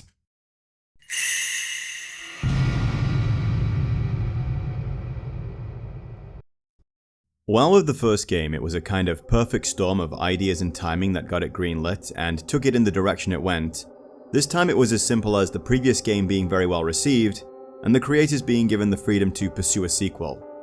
Since I had such a good time digging up actual interviews and information on the first game in the previous video, I did exactly the same here, and I went rooting through Internet Archive and some other site and translating a lot of these with the help of ChatGPT. As before, the perfect guides to both versions of the game contained lengthy interviews with director Makoto Shibata and producer Keisuke Kikuchi that uncovered a lot of interesting information, and the Zero Wiki have also done a wonderful job of collecting useful links and data to follow up on. Early in the interview in the perfect guide, we get this nugget from Kikuchi-san. Question: the previous game was very well received and highly polished. What was the key decision that led to the development of a sequel? The previous game, Fatal Frame, was critically acclaimed worldwide. This encouraged us to pursue a new project, striving to create something even better. We still had many ideas left that couldn't be incorporated into the original, so we decided to use them in the sequel, Crimson Butterfly. We believed that we could bring all those creative concepts together and refine them into a new experience. Which is, as I said before, it's quite clear that a lot of the things we encounter in this game were ideas from the original that were left on the cutting room floor for various reasons. While it's not entirely uncommon for a sequel to switch up its protagonist, or even be an entirely different game world or story, it does raise questions sometimes. Personally, I'm a big believer that stories should end when it's their time, and not when the characters stop being profitable, or even if the players or readers want to keep them around. So while we could contrive some reason to have Miku from the first game go through unmitigated hell again, and indeed they do for the third game, the best boys at Tecmo went along this road. As mentioned, Miku's story is concluded in the first game. Even though this game's title is Fatal Frame 2, it is completely new except for the basic concept of the camera. We chose a different story and different main characters to provide more fear than we provided in the first one. This seems very much the same logic behind creating Ethan Winters. While Miku isn't some kind of ghost-busting powerhouse, her experience reduces her vulnerability somewhat. But new heroes who are going through this for the first time are going to be far more vulnerable, and if that's portrayed well, it'll transfer onto us. There's a greater sense of us going through something together when the protagonists of a game are just as clueless as we the players about what the hell is actually happening. And in horror, there is also that question of why is this happening? What did I do, or in this case, what did we do to deserve this? What is probably a bit more interesting though, is the creation of the remake that still, at the time of writing, belongs exclusively to the Wii. I actually had my timeline messed up going in, and thought that this game had been created before The Mask of the Lunar Eclipse, a game I've still yet to play. But it was sometime after the release of Lunar Eclipse that this was released. That actually explains a lot. There's a considerable level of polish here that might not have been present had this been the team's first outing on the Wii, or with an over-the-shoulder camera view. Kikuchi and Shibata proposed a remaster of sorts to Nintendo after the release of Lunar Eclipse, as a way to focus specifically on the gameplay side of development, and not have to spend time contriving a new story to capture their audience with. So you may then be wondering, well, why did it take 4 years to make? Well, it was Nintendo who stepped in here and did something good. Here's a little excerpt from another interview. But Nintendo counterproposed, saying, rather than just releasing them as is, let's add new value and take the time to create something solid. So we rethought our plan and decided that remaking Crimson Butterfly, which had a particularly strong fanbase among the series, and treating it as a quasi-new work, might have more potential for development. And that's pretty damn cool. While Nintendo can be, let's say, unreasonable at times, there's no denying their commitment to the quality of games they put out. While the GameCube had been something of an adventure into doing what the other consoles were doing at the time, both the N64 and especially the Wii were Nintendo showing the world that they didn't have to take part in a console war or a graphical arms race, because what they had to sell was something you couldn't get anywhere else. And they've been riding that train for a long time now. I mean, come on. If you gamed on a PS2, you're wise enough to know that ray tracing isn't adding anything to a game, especially if it's tanking your frame rate. So Crimson Butterflies on the Wii became more than a remaster, but a little shy of a remake. Certainly nothing like what we're used to today with RE2 Make, Dead Space, and now Silent Hill 2. And god damn it, I like RE3 Make, and I won't be made to feel bad about that. I must say, well, again, at the time of writing, I still haven't finished Fatal Frame 3. Actually, I did it today. Playing the Wii version of Crimson Butterflies has got me excited for Lunar Eclipse, because as we'll see moving forward, while there are definitely some flaws, it's easily my preferred way to play the game.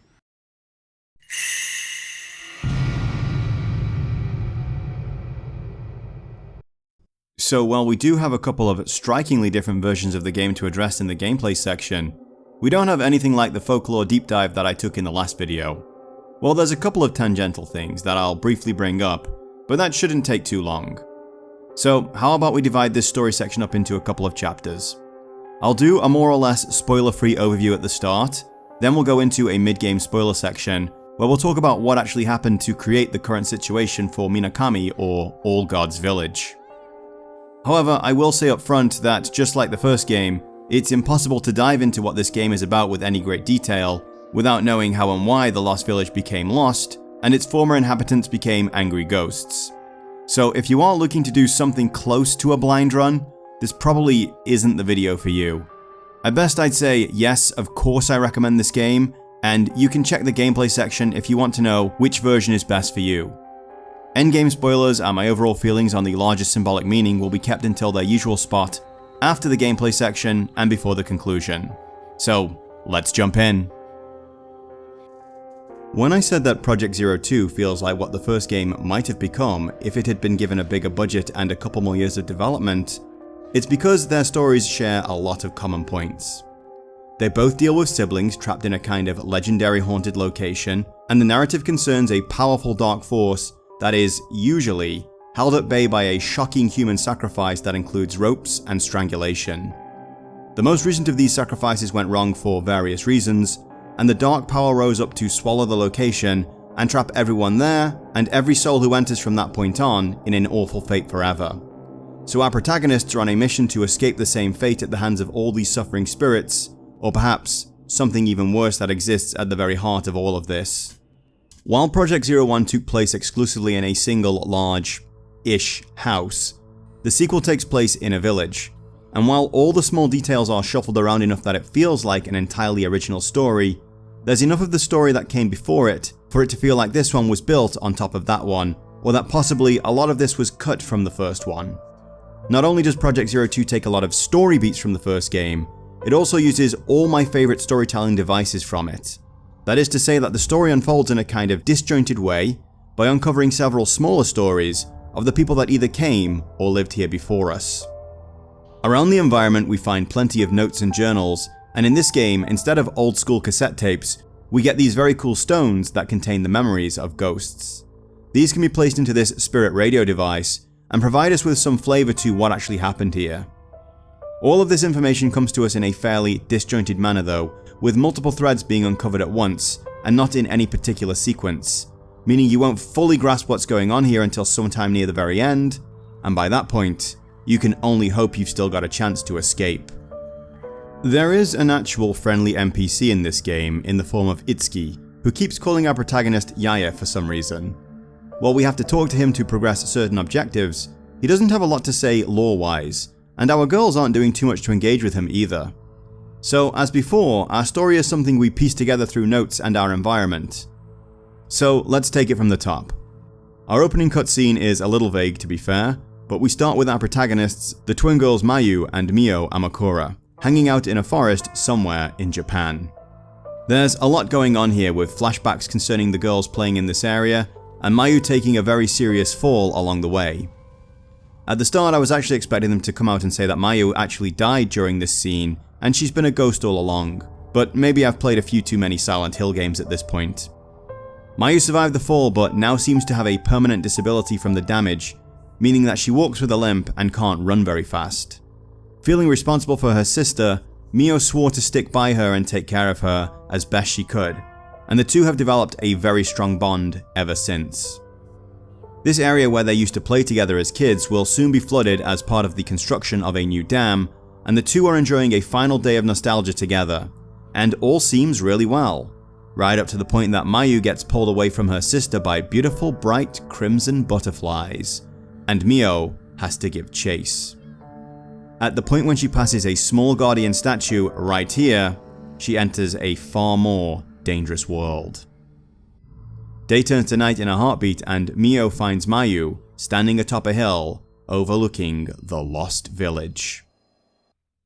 The girls cautiously make their way down to the village but stumble onto a bag with some newspaper clippings and notes in it. It seems a surveyor for the new dam went missing some time ago and despite a 10-day search was never found, and this bag and these items seem to belong to his distressed lover who came here to find him. We actually begin our game investigating this story as we catch a glimpse of someone or something entering a house not far away.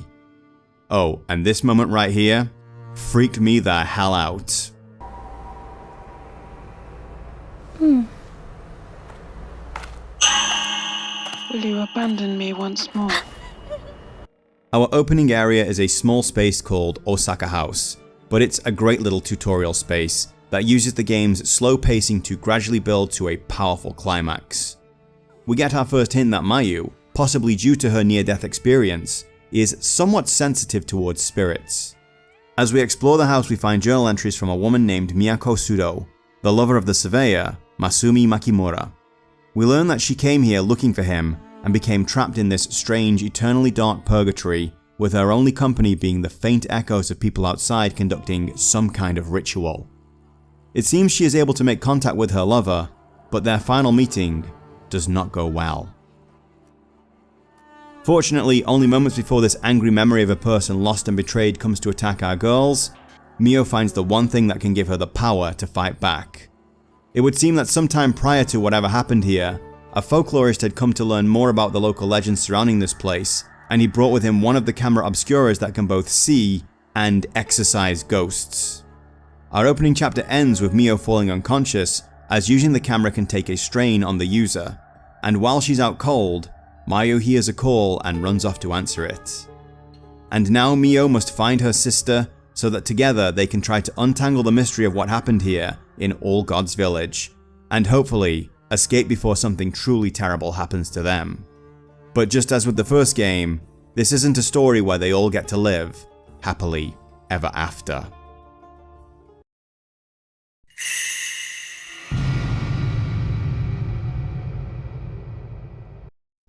So what the hell happened here then?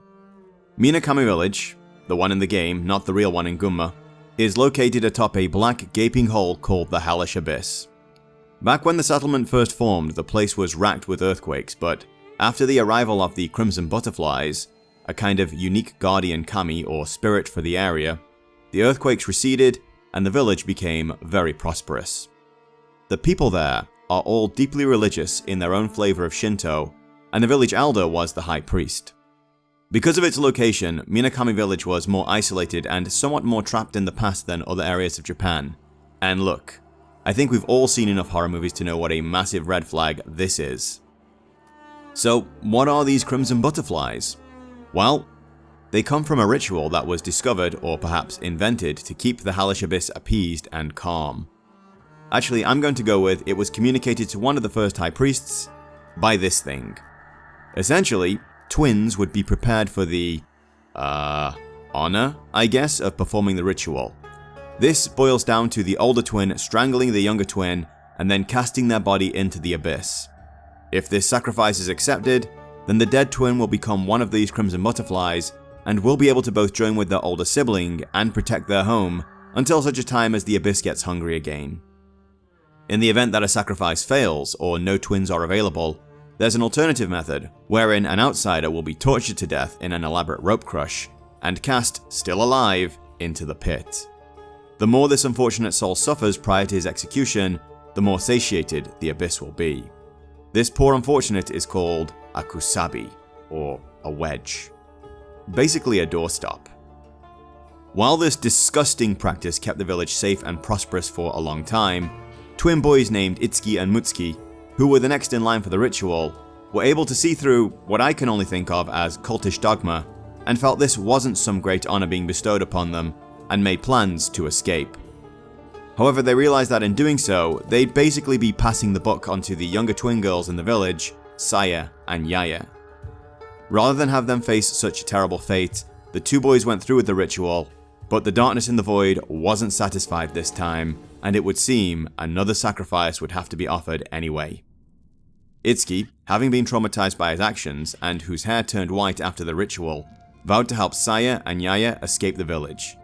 It was around this time though that the folklorist Seijiro Makabe came to learn about the legends surrounding the village and was welcomed with open arms. Right up to the point he was thrown into a cell and locked up to be prepared to become a kusabi and satiate the darkness. This ritual failed too, and that meant the only chance the village had were the twins Saya and Yaya. And so Itsuki, who was no doubt even more against this butchery after his own ritual had provided nothing but lifelong personal trauma, conspired to help the girls escape. Unfortunately, Saya didn't make it, and while Yaya managed to flee to safety, Saya was dragged back to perform the Crimson Sacrifice alone. It did not go well. And so the darkness of the abyss and the rage of the kusabi and Saya emerged and took what it felt was owed from them all, trapping the village in darkness forever. So now, I think you can understand the significance of Mio and Mayu turning up. In fact, a lot of the spirits here literally think that Mio is Yaya, the escaped sister, returning to finish what they started. Saya clearly is not happy with her sister for running away and leaving her to her fate, and takes possession of Mayu, and seems quite intent on having these two finish their ritual.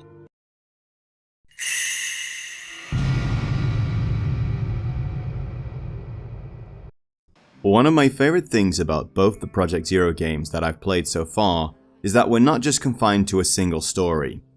In the first game we learned not only about the previous party of intrepid explorers who ventured into the Himuro Mansion, but also the fate of a family who'd lived there prior. One whose children mysteriously disappeared, and the mother of whom began to descend into a kind of madness when she found and started using a very interesting camera. In our second game we have the theme of tearing up pairs like tearing off the wings of butterflies. The obvious victims in this case are the children subjected to the Crimson Sacrifice, the elder of whom has to literally throttle the younger to death and cast her body into an abyss. An interesting difference between this story and the last one is that, while Kyrie clearly had her doubts about the strangulation ritual and hadn't given up her worldly attachments prior to her death, which caused the malice to escape of course, there was a part of her that wanted to go through with it, that wanted to make a sacrifice for the greater good. In this game though, The first rumblings of doubt we hear come from the story of Itsuki and Mutsuki. The two boys had no desire to be part of the ritual and only decided to remain and go through with it because they didn't want to pass the responsibility on to Saya and Yaya, and Mutsuki eventually became too sick to flee anyway. However, when the sacrifice actually failed and Itsuki returned home with his hair transformed white, he was more determined than ever to get the girls out, lest they endure the burden he now carries. The child who survives the ritual is called a remaining, and are actually looked upon as something of a guardian spirit themselves.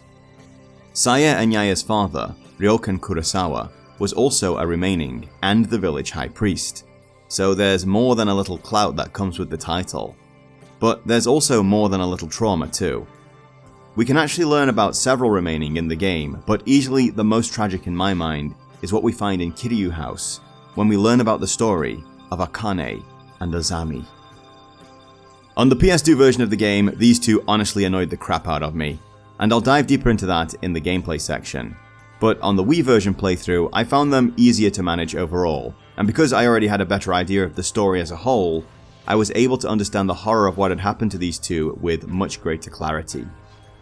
As the Hellish Abyss grew even more hungry, a sacrifice was again demanded, and the only twins available were very, very young. In fact, if we read this entry in one of the first violet journals we find, "My hands closed around Azami's neck. It was soft, warm, alive. My grip seemed to cause her much pain. At the end, a veiled priest came to help me, but Azami said she wanted only me to do it. I became one with Azami, but now, she's gone." Imagine going through that for a second. You're too young to really challenge any of the ideas your family have fed you. You believe this ritual is a truly great thing that you are doing for your village, for a greater good, and even though it does seem to work, you expected something else. To feel one with the person you killed, to have some sensation that they aren't really gone. But they are. No matter what anyone else says, no matter if you saw them as a crimson butterfly, no matter if the earthquake stopped and the repentance was prevented, the person you killed, choked to death with your tiny little hands, is gone, and they are never coming back. You might have more than a little crisis of faith at this point. Akane fell into a deep depression after her ritual. Her father was a doll maker, who contrived to build an elaborate toy replica of Azami to try and ease the burden. But this little plan went about as wrong as you could imagine. Reading various journals, we can discover the slow horror unfolding as the doll begins to move independently, and even talks with her sister, and the dollmaker realizing that something has escaped the abyss and got inside it. He realizes that Azami must once again be offered, or should I say, returned to the abyss, and as I'm sure you can imagine, Akane wasn't okay with that. We have to deal with Akane and Azami multiple times throughout our exploration of Kiryu House, their spirits having been trapped entirely in their childhood shapes after the repentance. When they approach, we hear Akane pleading over and over, "Why do I have to kill her?" begging to understand why her sister's life must be forfeit, for no other reason than an accident of their birth. When you put this whole story together and listen to what the girls are saying, it's actually gut-wrenching to face these two. In the end, they are victims, too young to understand anything about what was being asked of them. We have numerous horror stories, both old and new, of possessed dolls and automatons that become seemingly alive. There is a famous legend about a Japanese doll called Okiku that was the favorite toy of a young girl of the same name. After her death, her family placed the doll in their family shrine and prayed to it. Much to their surprise, the doll's hair started growing not long after. I wanted to highlight this because it's not only a harrowing story that sets the tone for what is to come for Mayu and Mio, but also because it demonstrates the storytelling artistry on display here. These aren't just long abandoned buildings that we're exploring. These are houses that were lived in by villagers who were complicit in this terrible ritual and believed in this twisted faith that promoted it. We aren't just fighting ghosts that want to hurt us. These are twisted memories of people who lived their own tragic lives and are, in their own way, justified in their malice and desire to inflict their pain on others. Each building has its own story and its own unique characters to uncover, and it makes this world all the more real and all the more terrifying for it.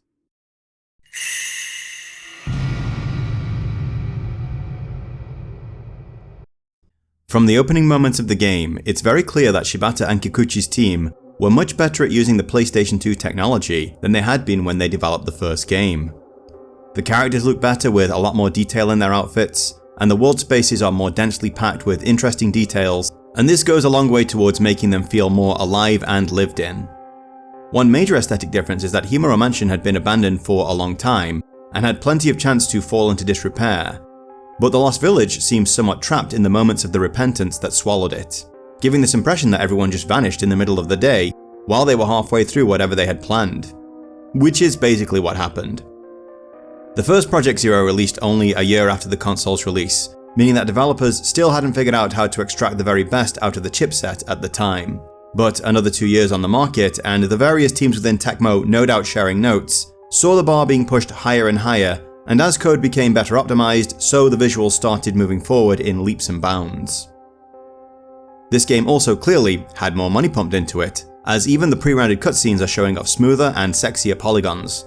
And while anyone with a sufficiently powerful computer, a copy of Blender and time to study could easily create better looking cutscenes than this at home in their spare time now, this stuff didn't exactly come cheap back in the PS2 days.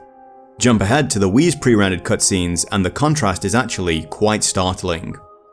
While the Wii was sometimes, less than affectionately, called two PS2s duct taped together, these visuals and indeed the voice acting are on a whole other level. I will say here and now that PlayStation 2 Project Zero 2's voice acting is on a higher level than the first games, but still not something you'd expect from, say, a Hideo Kojima or Crystal Dynamics game. So jumping into the Wii version and hearing our girls' performances not only elevated in ability, but also having eloquent British accents thrown in for good measure, was actually a little jarring at first. Still, I'm not going to sit here and act like it didn't work. Especially Saya. She may not have much to say, but she really doesn't need to say that much at all. So, my elder sister means to abandon me once more.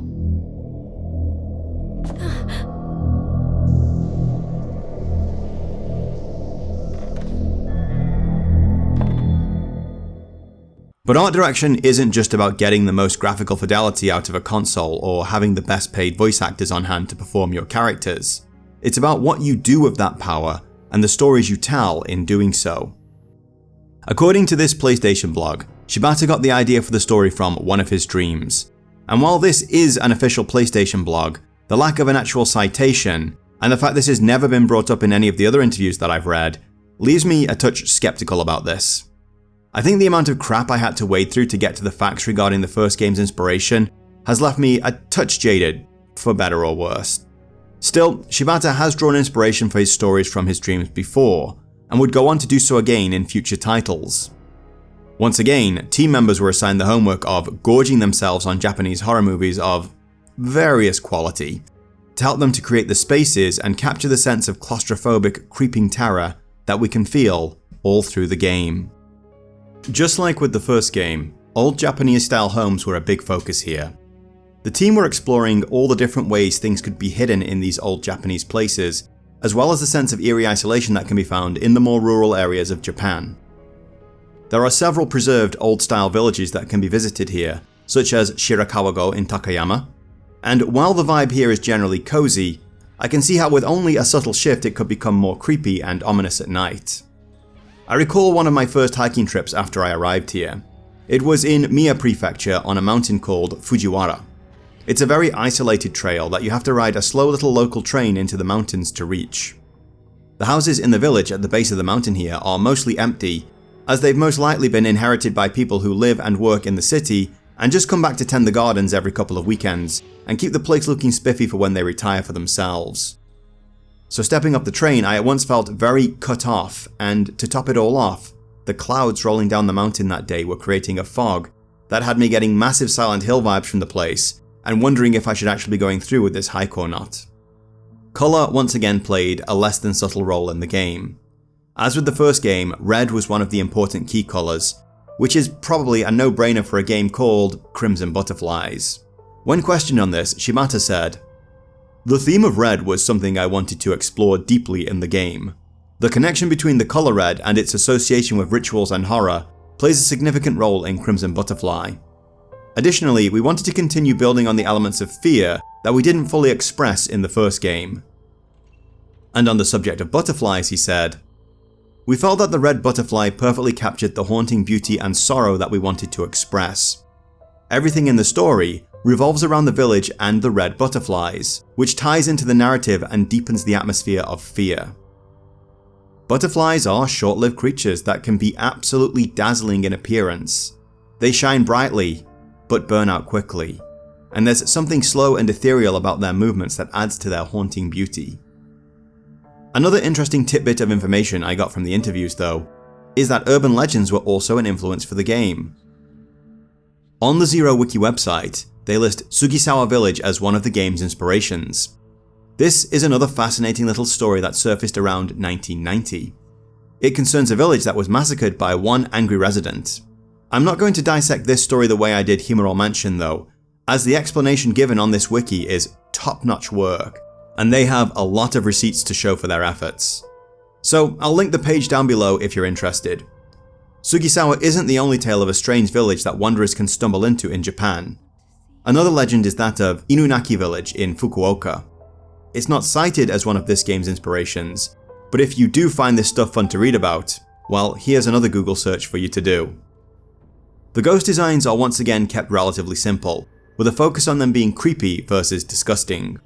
The twins Akane and Azami are absolute standouts in the way they slowly creep towards you, but I think this broken neck woman is equally disturbing. It's so simple in its design, and we all know that her head isn't supposed to be like that.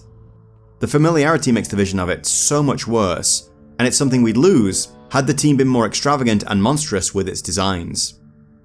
So once again, great art direction and careful focus on telling a story and creating a powerful atmosphere combined to make both versions of this game really interesting and creepy. And while I'm definitely biased when it comes to PS2 aesthetics, I really can't say that this has aged badly at all.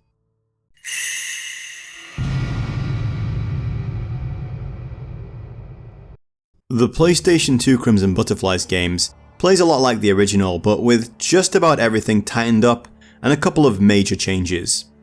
Our girls are a touch faster than Miku was last time, which does make some of the backtracking we do a little less tedious, but still leaves running away from enemies as a harrowing affair that will leave us second guessing the wisdom of our decision all the way.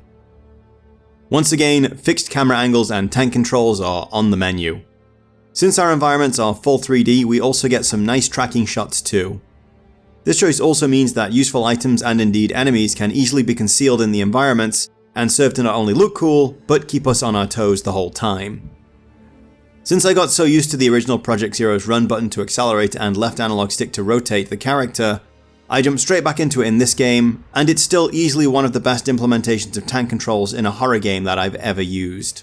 Since our girls aren't musclemen like Chris, or schooled in the art of the Chuck Norris roundhouse kick like Leon, their only real superpower is their ability to quick turn when the left analog stick is pulled back. It might seem like a small detail at first, but given that survival horror combat is about distance and positioning to say nothing of running like hell, you're going to be getting a lot of mileage out of this move.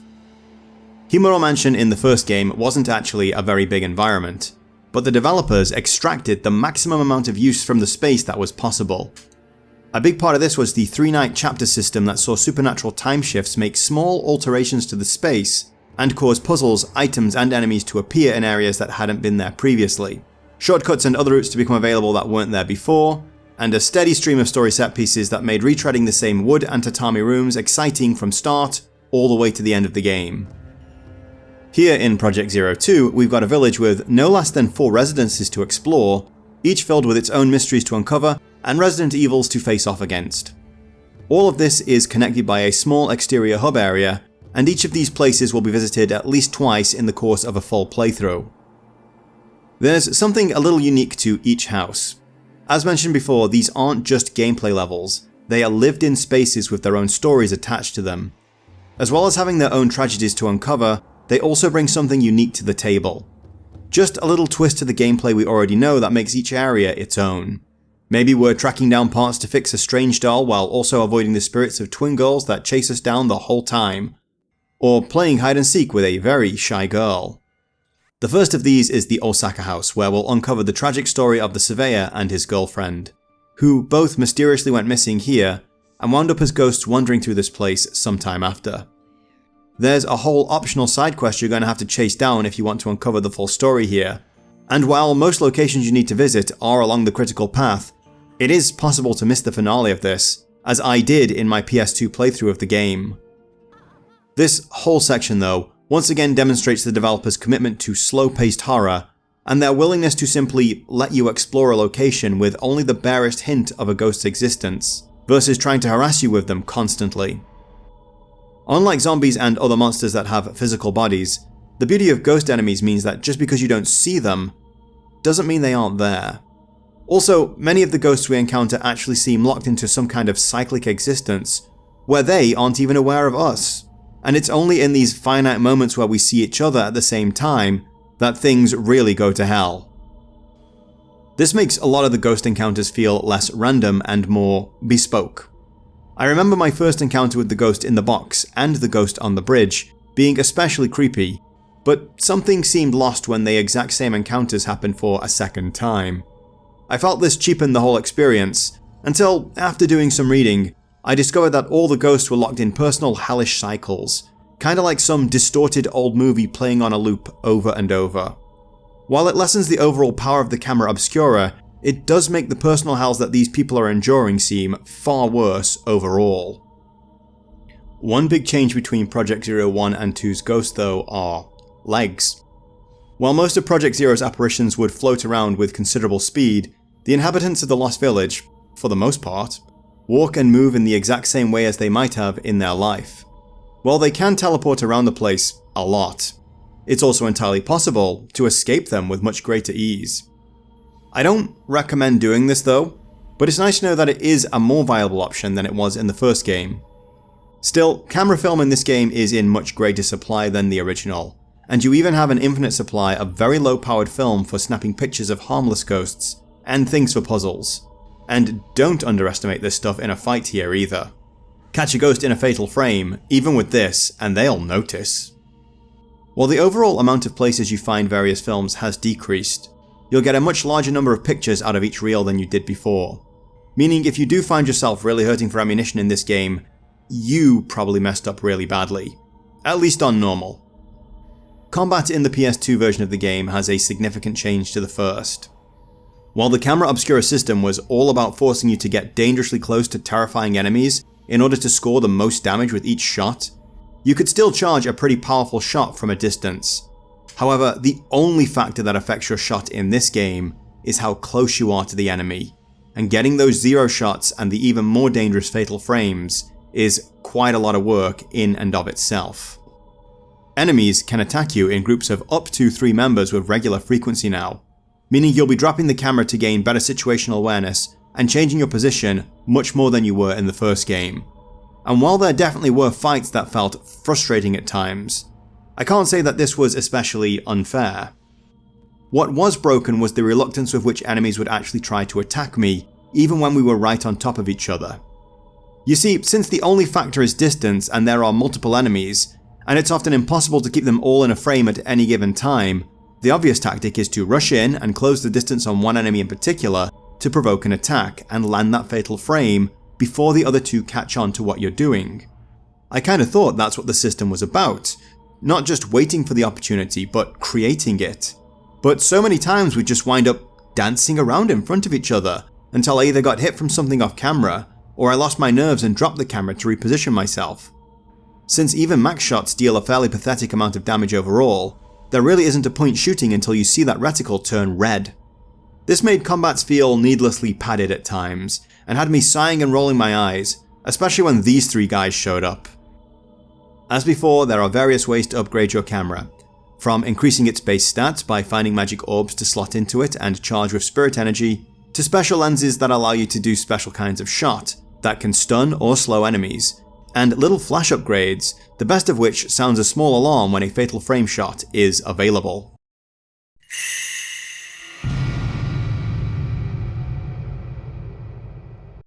So let's take this moment to segue into the Wii game and show off a few of the differences here, before finishing off with a few more interesting features unique to both games.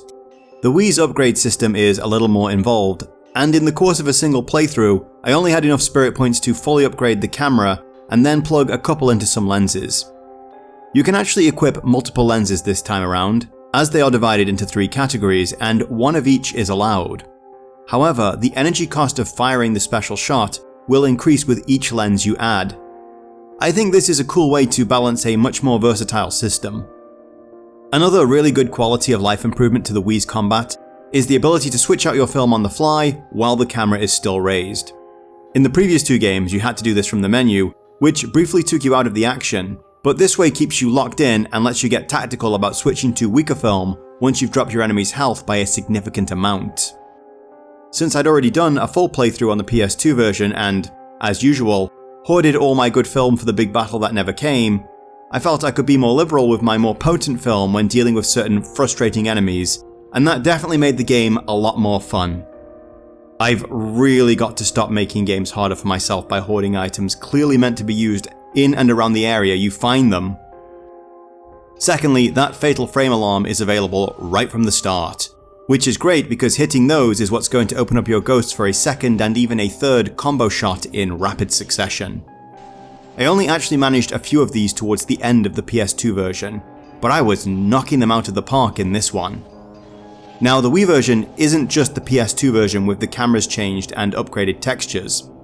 All of the geometry was rebuilt from the ground up for this game, as well as everything getting newer, shinier textures.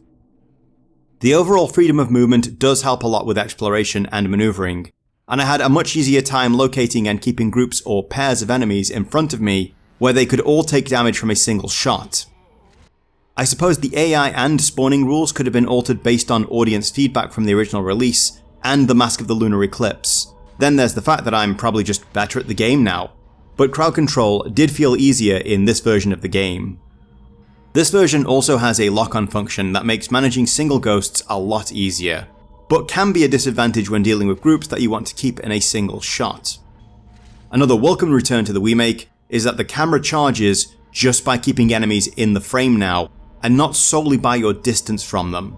A closer enemy will cause a much faster charge on your shot than a further away one, and those fatal frames that you need to be in each other's faces for are still the best way to land the most damage and net the most spirit points for your camera upgrades. But I found combat overall a lot less frustrating in this version.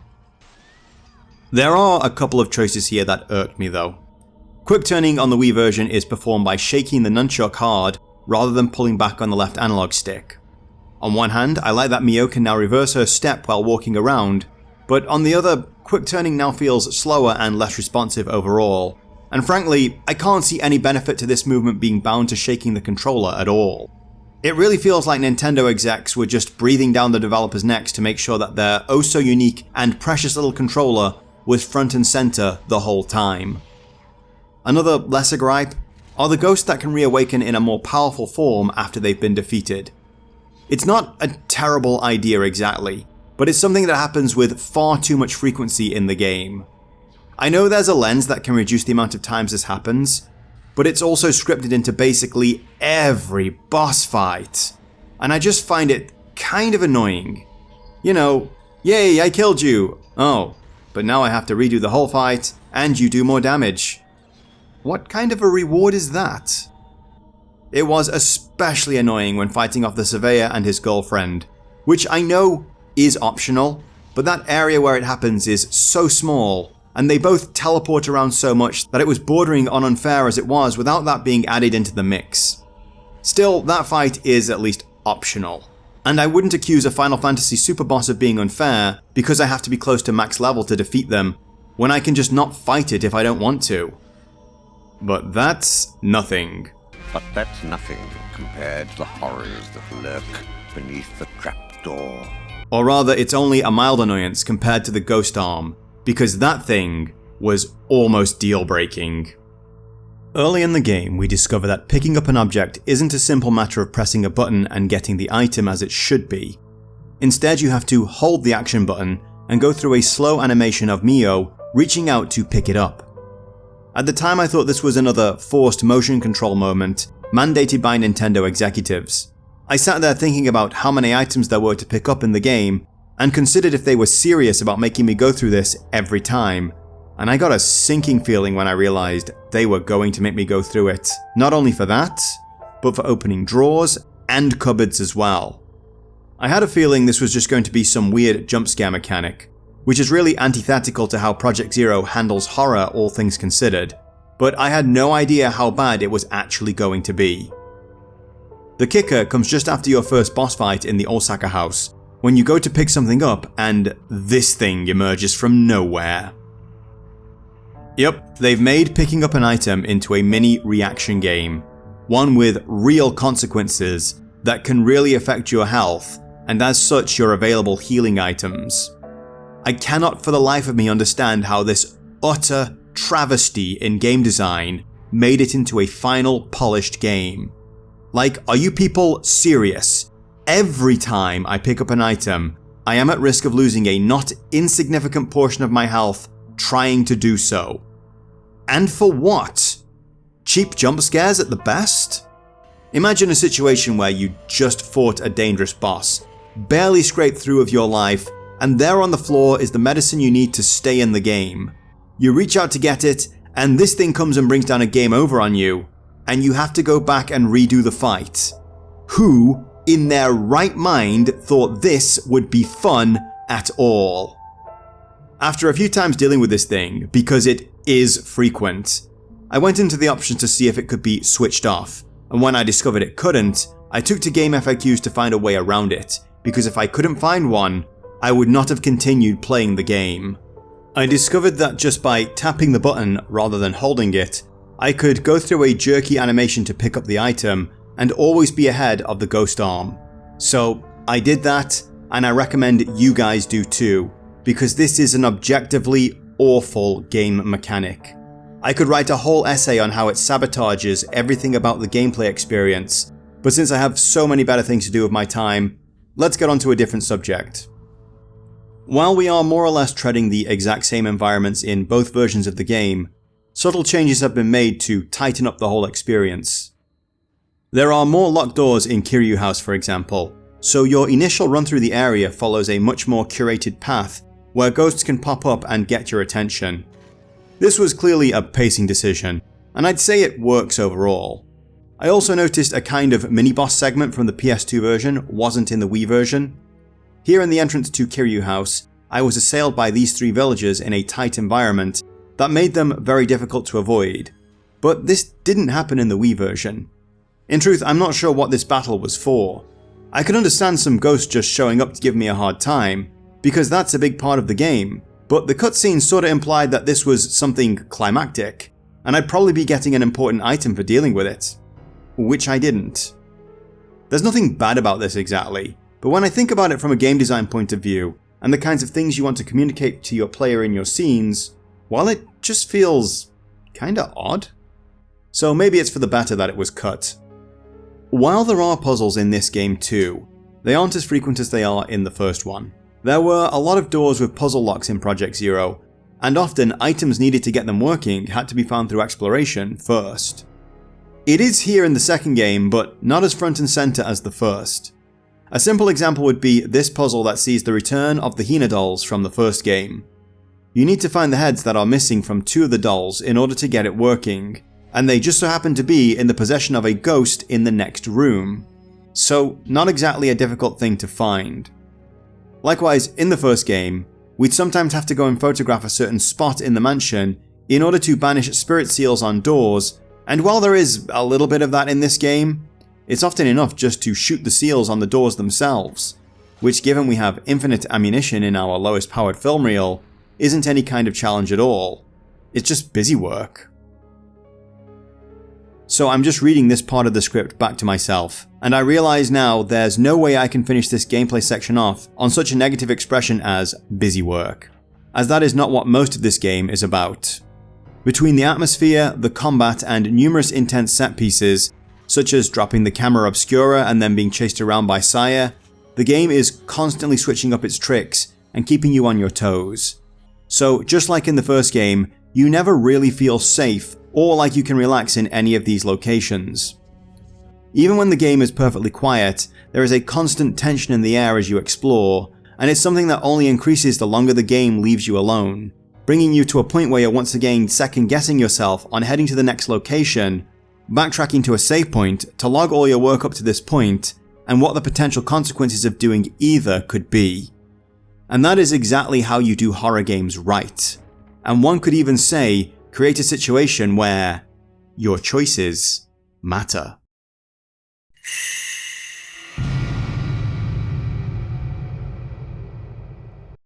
While there are multiple endings to this game and more were added for both the Xbox port and the Wii Master, there is one official canon ending.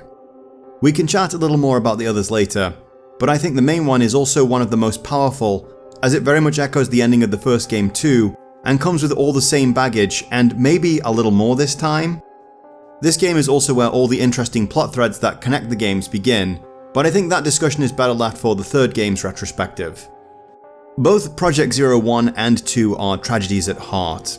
Horror and tragedy go hand in hand, as it's more often than not a tragedy that will bring about the horror, and yet more will ensue from there. It's a vicious cycle of suffering that people seem to get locked into. There's a lot of symbolism here about being locked in cycles within the game, and also struggling against a powerful and ultimately terrible fate. Despite the fact, in my opinion, Kirie should never have had the burden of holding closed the gates to hell placed upon her shoulders, our story ends with her doing just that. While somewhere out there in the world there probably is another way to deal with this, the Himuro household never found one, and the answers aren't presenting themselves to Miku and Mafuyu in the game's final moments either. So for all the struggle and justifiable rage she has, Kirie ultimately accepts her fate, and in doing so, spares thousands more from unending suffering. So you can probably guess there is no happy ending to this story either. Something almost like one was added for the Xbox version, and something a little extra in the Wii version. In fact, the interviews in the Wii version's guide state that happy endings were specifically requested, but nothing fitting could be conceived. When it comes to the canon ending, it's as simple as, the girls were damned the moment they crossed into the village, and absolutely nothing was going to spare them from how it was going to go down. You could argue, well, what's the point of the game then? What were we fighting so hard for if it was all going to come to nothing in the end? Sometimes, my friend, the fight is all we have. One must imagine Sisyphus happy. Not damned to perform an impossible task forever, but filled with joy at having a purpose to attack with all his might. Still, that isn't going to stop me being pissy about things. The first ending we can encounter is what we might consider the bad ending. Though none of these are particularly happy, but again, this is horror, and even Ethan Winters only got to fly off into the sunset once. And the less we say about Harry Mason's ultimate fate, the better. I need to replay this. After unlocking the escape tunnel, we make our last dash towards freedom, only to be assailed by a torch-wielding mob of phantoms who capture Mayu, and who we are able to fend off with the power of the Camera Obscura. I had a moment of confusion here because my instincts were absolutely to go and save my sister, but I wasn't sure what the game wanted me to do at this point.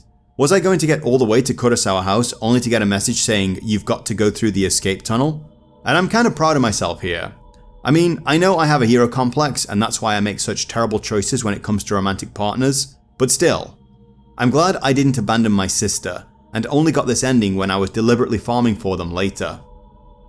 Sibling love is a big theme all throughout the story.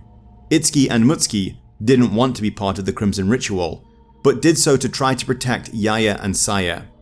After Itsuki returned from his ritual, the trauma of what he had done, and the fact it hadn't even had the desired effect, further spurred him to spare the younger girls from the same fate. Saya's rage comes from what she feels was her sister's betrayal in running ahead and not returning to her, leaving her to face the horrors of the ritual alone. Mio's motivation is likewise strengthened by the responsibility she has for her sister, brought on by the accident she had in their youth. We've crawled all the way through the muck-filled sewers of hell to get Mayu to this point, so it makes sense that we aren't just going to run out on her now. Escaping the same way Yaya did will land you with a sort of bad ending game over screen. The story is over for sure, and Mio does escape, but Yaya's story didn't exactly end well from there either. And just to hint at those threads I mentioned earlier, but we've seen where she ends up. So we go for broke in a final assault on Kurosawa House, doomslayer our Chisaku Kawaii Oshiri all the way down into the depths, and only there, at the true site of the ritual, do we come face to face with Kusabi. This fight is basically the same as Kirye's in the first game. It's a simple game of chicken. You hit the fatal frame, or you die. Anything less, and the enemy can recharge their health, meaning they'll eventually start to whittle down your ammunition. I could complain about this being pretty bad, as instant death is a terrible mechanic in general. See literally every game that has bad forced stealth sections. But it's so damn easy, I can't bring myself to complain that much about it. It's not anticlimactic exactly. My heart was racing through both these encounters, but I think we can do better is all I'm saying. Which brings us to the very abyss itself, where our sister is waiting for us to complete the ritual. And oh god, this moment is intense. Kill me. A friend of mine even commented this on Facebook about it. I mean, I don't have the best relationship with my brother, and we certainly scrapped a lot when we were younger, but the thought of doing this to him, the guy who GM'd me all the way through Hero Quest, and more or less let me win? No, just hell no. It's clear though that something isn't altogether right here. We already know that Mayu is being possessed by Saya, and it seems Mio is almost not in control of her actions in the final moment too, only recovering her senses at the emergence of the Crimson Butterfly. I cannot imagine the grief and trauma she must be enduring from that point on. In a post-credit scene we see that the mark of the butterfly is now on Mio's neck, implying their spirits have become one. But I've no idea what that actually means for her, or what consolation she can take from that. Certainly it isn't much if Akane and Azami are anything to go by. As the ritual climaxes, we see all these priests rejoicing at what we assume marks the end of their suffering, and just like with Kirya, I think we're supposed to feel that this is a great sacrifice that was made by one so that many could be spared. And frankly, no. Hell no. To hell with all those people and their disgusting customs. And to hell with this thing too. I'm not sure what I'm supposed to see here other than a protection racket.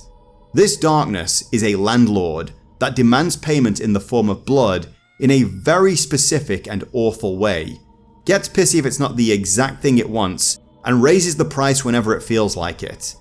Everyone in the village is forbidden to speak about it in any way, because that's how you control people and stop them organizing against you. That's how you stop them calling for backup, or even questioning if things could be any other way. So they all just go on with their la-la lives, because unless they give birth to twins, they don't even have to think about it. Why don't they just leave and go build a village somewhere that doesn't have a gaping hellmouth beneath them? It's not like it worked out for Tristram at all, is it? Because despite everything they do to keep the Abyss happy and satisfied, all they had to do was mess up once. At which point, they may as well have never bothered trying at all. While I find what happened at Himuro Mansion equally disgusting, I could at least reason part of that away. That Hellgate was closed, and the Himuro family were desperately trying to hold back what they considered a world-ending calamity, the only way they knew how. Kirya felt a sincere sense of duty to fulfill her role, though she was certainly indoctrinated into it. But this... no man. This is objectively wrong in every way, and every person involved in it, barring the twins and the Kusabis of course, deserved exactly what they got when the repentance came. Oh come on Arkham, surely not the kids too! Well, okay, they are too young and uninformed about the world to make any decisions of their own, so they get a pass, but everyone else had it coming. Still, in the end, just like with the first, our story is resolved. Mio is able to leave the village and return to whatever kind of life she can have. Unlike with the first game, there doesn't seem to be any indication that the inhabitants of Minakami Village actually get released like the spirits of Himuro mention, but our story, for what it's all worth, is over, and all we can do now is pick up the pieces and try to move on. While the Xbox version of the game introduced something like a happy ending, where at least both Mayu and Mio got to escape, I don't think that Saya and Yaya should be tasked with paying the tab for the whole village either. However, in the Wii version, there is one ending that actually sat well with me in the end. Access to the various endings in the Wii version of the game depends largely on some of your actions in Chapter 8 and how you go about dealing with the final boss. I kinda like this, if I'm being honest. It sort of annoys me when all possible outcomes to a game are available right up to the end and only your last couple of choices matter. While Chapter 8 is pretty late overall, you will be locked out of certain endings by not taking Mayu to 4 locations and seeing 4 extra cutscenes. After that, it's all about how quickly you finish that final battle. This decides if you're in time to stop the second repentance, or too late. And being too late gives you the festival ending. In this ending, Mio takes too long to defeat Kusabi, something you have to orchestrate as he's actually really easy to beat. So there's no time for a new sacrifice. Too bad, villagers, I guess you can't get some random people to pick up your tab after all. And so they sit at the entrance to the hellish abyss while the repentance comes again, and they dream of a younger, happier time together, enjoying a summer festival. In the reality of this memory, Mio loses Mayu in the crowd, but in the dream, they can find each other and enjoy the festival together. And here they stay. They remain locked in a peaceful dream of one perfect night together.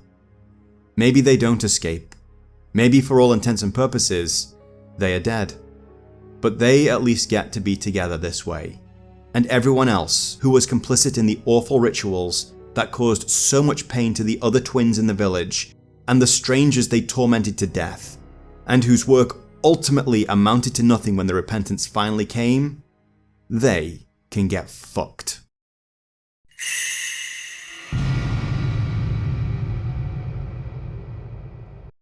While the entire experience of playing Project Zero 2 was absolutely incredible, I have to recommend the Wii version over the original PS2 version.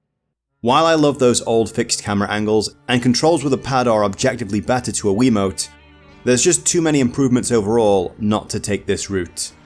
Absolutely cheese your way through the item pickup minigame though, because it's terrible. One reason to play the PlayStation 2 version though might be to have a greater appreciation of the unlocked camera in the Wii version and the greater level of exploration it provides when you get to it after. And since these are games you generally have to play through twice before you can really get a good grasp on what the hell is actually going on, then I'd say doing a run in each is still a good idea. Even so, we all have limited time, so if you can only play one, play this one. The combat improvements make it easily the best and most polished version of Project Zero 2, and certainly the best version of this series I've played so far. This game is awesome though. Once again, both the story and the storytelling devices used elevate it to the level of something truly special.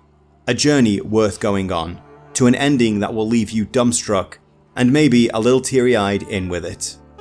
I could easily see myself replaying this on a regular basis as, like most survival horror games, it doesn't wear out its welcome and, much like with games like Silent Hill, despite having explored this village twice already, there's this nagging feeling that there's still something I missed, some deeper mystery to be uncovered that needs just one more trip to find. This is great storytelling and great gameplay. The Wii version does a lot to remove some of the more frustrating elements of the PS2 version, even if it does bring in some of its own. I really hope this gets a real remaster and a Steam release one day. One that at least gives you the option to remove the dumb Ghost Arm minigame from picking up every single item, and fixes the quick turn issues with this version. Honestly, I'd say once those are taken care of, and it can be played with a pad, we're looking at more or less a perfect iteration of this story and mechanics. Once again though, this game shines through in its atmosphere and overall horror effect. There is never a moment in Project Zero 1 or 2 where I really feel safe. The use of ghosts and the slight RNG on their spawns really makes you think about the routes you take around the map, and some of the more intense close quarter battles you can stumble into are absolutely heart-racing. From the visuals to the sound to the Camera Obscura combat, and all the different storytelling devices the game employs to suck you into its mystery, this is an absolutely incredible experience, and a must-play for all fans of horror gaming. Project Zero 2 shipped in 2003, and only 2 years later, the Xbox 360 and the PlayStation 3 would be taking up space in people's homes, and the 7th generation of consoles would be upon us.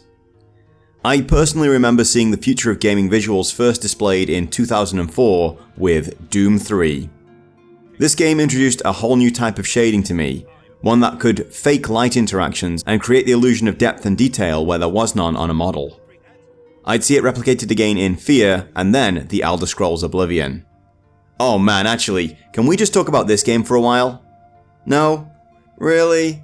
Come on, guys. Blah, blah, blah. What a bore. Okay, fine. By 2007, we'd have BioShock, and not long after that, Gears of War. Unreal Engine 3 would have officially arrived, and everything would just become kinda brown for a while. And of course, we can't forget the arrival of the Wii, the motion control craze, and just how wrong Xbox got it. Though I still have one of these in my apartment for motion capture at home. So in 2003, we were on the cusp. Things were about to change in a big way.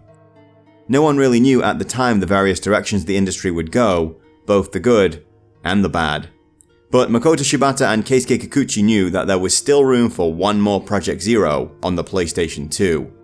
And whatever fate would befall this series down the line, which turned out to be awesome by the way, this was their last big Hail Mary for this generation, and they wanted to go out with a bang.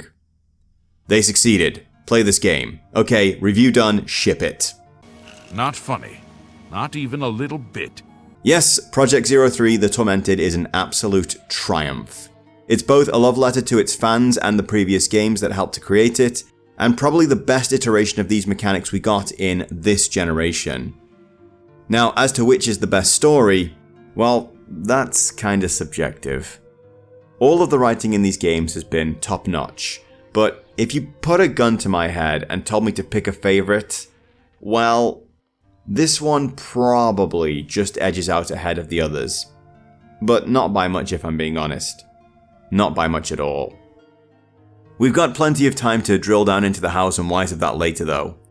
So the short review is yes, I love this game. Yes, it's awesome, and overall a lot more accessible to new players than the others were. You will, however, be missing out on a lot of context, and some straight up squee moments if you haven't played the previous two first. So slip on your pajamas and grab a cup of hot cocoa. When you're switching out the lights, maybe don't spend too much time staring into the bathroom mirror. Take a long stride into your bed so that your bare ankles don't stray too close to that ominous space between your bed and the floor. And try not to notice that it looks a little darker than normal under there, or just how much the distant sound of a car outside actually resembles soft breathing. Oh, and warm up that electric blanket, because it's about to get cold. Deathly cold. It's time to enter the Manor of Sleep. This is Project Zero 3, The Tormented.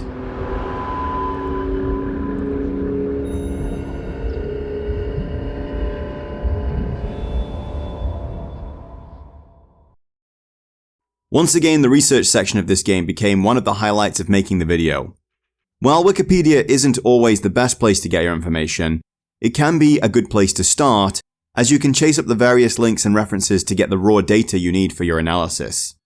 I also can't recommend the Zero Wiki website enough for the awesome work they've done in their own analysis of all things Project Zero. They are an incredible source of information and really good at citing all their sources. Also, massive kudos to the Internet Archive. As many of you know, it came under attack from hackers during the end of 2024, but they managed to survive and tighten up their security enough to get back to doing what they do best. And it's really helpful for digging up information on the development of 20-year-old games. So I've got a good collection of interviews and blogs that talk in depth about the game's development and its inspirations, So let's dive into this here. In a remarkable play of if it ain't broke don't fix it, Tecmo got their best boys Keisuke Kikuchi and Makoto Shibata back to helm their concluding chapter to the PlayStation 2 Project Zero saga.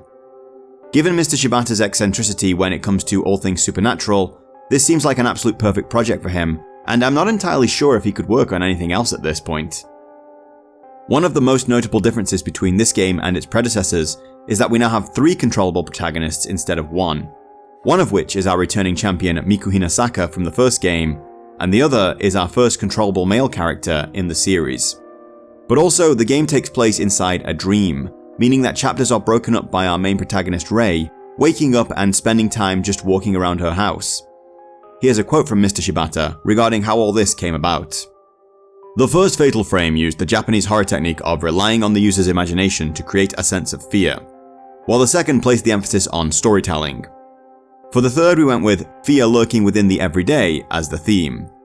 In horror movies and such, the bedroom or bathroom are often where scary things happen, so we decided to try our hand and venture into these classic realms as well. So there's plenty of freak-out moments here in the house, one of which absolutely shook me when it happened. Still, there needed to be more than that. Under the names Fatal Frame in America and Project Zero in Europe, one thing that had really captured the imaginations of players overseas had been the old-style Japanese buildings. I talked in the first video about how a few small words tacked onto the box of the first Fatal Frame basically led to the formation of a new urban legend, so it was clearly a critical component of the game, just like the Camera Obscura. So that's how we wound up with this Manor of Sleep, a place that exists within a dream where bad things have very real consequences. The manor was also inspired by one of Mr. Shibata's own nightmares that he outlines in another interview. It's actually quite the lengthy account, so I'll just leave a link to the archive post in the description. Still, it is interesting that Mr. Shibata is able to dream so lucidly and remember them all so clearly. It is possible to do this yourself using techniques such as dream journaling and deliberately waking yourself up at night in order to fall back to sleep. But it's not something that comes to us easily as we get older.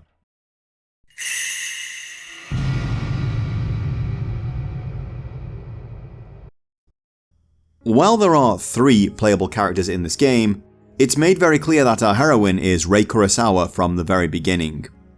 When we take control of Kei or Miku, we are still kinda playing as Rei, but she's riding along in their dreams and seeing what they do, and discovering what they discover along the way. Rei is a little older than previous heroines in these games, who were more or less just girls around the age of 15 to 17, which really makes some of those alternative outfits you can unlock highly questionable. Rei, on the other hand, is a professional photographer in her early 20s. This was actually an idea for Miku, or perhaps some earlier iteration of the first game's protagonist, that got left on the cutting room floor during its development. So, Rei's chosen career as a photographer of derelict and supposedly haunted houses explains why she's walking around this seemingly dangerous abode that was once known as Kuze Shrine, snapping pictures, which is how she catches a glimpse of someone who shouldn't be there. But before we deal with that, we've got to go back in time just a little, for you see, Rei has quite recently had a tragedy in her life. The opening cutscene shows our girl on a rainy night at the site of some kind of car crash. While the specifics of it are a mystery to us, the important takeaway is that her longtime boyfriend Yu Asao did not survive, which is why she's more than a little shocked when she thinks she sees him standing in the shadows of the mansion. And when she attempts to follow, well, if you know anything about this series, you probably have a good idea what's about to go down.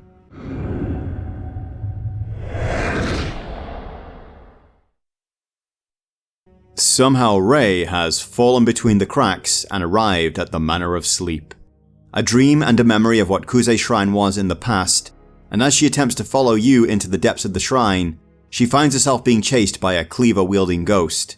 And if you do actually fall victim to this guy, because we are not appropriately armed at the moment, you wind up in a space you're actually going to become very familiar with.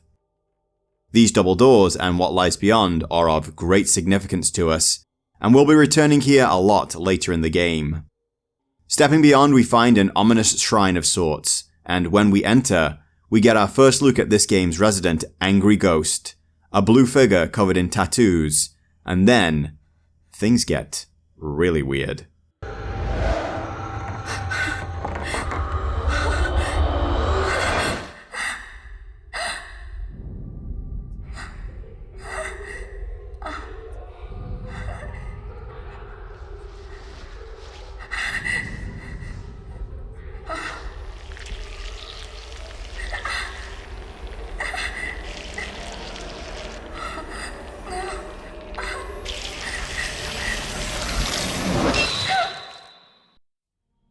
Rei is snapped out of this momentary nightmare by none other than Miku Hinasaka. Our young heroine has returned to center stage, now ever so slightly older, and despite what I can only imagine is an ungodly amount of PTSD, still has no problem walking around old derelict Japanese buildings. Later, while Rei is developing her photos from Kuze Shrine, she discovers that there really was a figure that resembled you caught in one of them, and this, once again, triggers her to enter the Manor of Sleep, and this is where the game really begins. While we are still being very much led by the nose here, this section is similar to our first exploration of the Osaka house in Project Zero 2. We're getting a live play-by-play of both the kind of place we found ourselves in and how we go about surviving it. Something that's going to go from impossible to just slightly above incredibly difficult when we get our hands on the series' real returning champion, the Camera Obscura. Just like in the previous two games, our larger story is actually uncovered at first through smaller stories of some other ghosts or people that inhabit this area. And after dispatching our first real enemies with the camera, we soon stumble onto this woman here. Unfortunately, our tattooed Onryu decides that this is the best moment for her to put in a reappearance, leaving Rei with nothing left to do but run. Unfortunately for her, it only takes a single touch from the tattooed woman to inflict a very powerful curse upon her. And we are very soon going to get a first-hand look at what that's going to do. Rei awakens from this nightmare on a rainy day in her house and is met by Miku, who's concerned that she's been having bad dreams for several days now. This is also where we get our first look at one of this game's unique features, that being Rei's house. Project Zero 3 is part survival horror adventure and part detective sim. Well, kinda. The parts where we're in Rei's house are cute, refreshing, a breather from the constant tension of the mansion and its horrors, and there is something liminal about them. I for the life of me can't put my finger on it, but it's a similar vibe I get to walking around the Hilltop Center in Silent Hill 3 before it all goes to hell in a handbasket in there. I gotta replay this. The normality is so jarring, but in a good way. Anyway, this is more of an art direction topic, so I'll get back to our story. Among the strange things that start to become a regular part of Rei's life, one is that the pictures she takes with the Camera Obscura in her dreams materialize in the broken Camera Obscura she finds in Yu's room. You see, Yu was a researcher into folklore, myths and legends, and was in regular contact with another researcher named Kei Amakura. Kei and Yu were investigating, among other things, the work of esteemed folklorist Dr. Kunihiko Asao, a famous Japanese folklorist who, among other things, created the powerful cameras that serve as the primary weapons in these games, and also an interesting legend concerning a manor that only exists in a dream. Kei's interest in this particular myth is somewhat personal, as his niece, one Mio Amakura, who we should all be very well acquainted with at this point, has fallen into a coma following the disappearance of her twin sister, and a lot of unresolved grief concerning that. Rei's second trouble is the very painful manifestation of a very exotic tattoo materializing and slowly spreading all over her body, almost like it's acting like some kind of timer, counting down to something. Our first mystery that we uncover with the help of Miku is that of the woman we met in our dream. Her name is Yoshino Takigawa. She's the sole survivor of a plane crash who is being treated for PTSD and a whole heap of survivor's guilt. We discover from our investigation that she's been complaining about phantom pains, recurring nightmares about visiting a mansion in the snow, seeing ghosts, and a delusion of a tattoo slowly manifesting over her skin that no one else could see. Oh god, this sounds bad. And on top of that, when we do finally find her, we discover she fell into a coma some time ago, which may explain her pleas for us to wake her up if we see her. Unfortunately, we may be too late.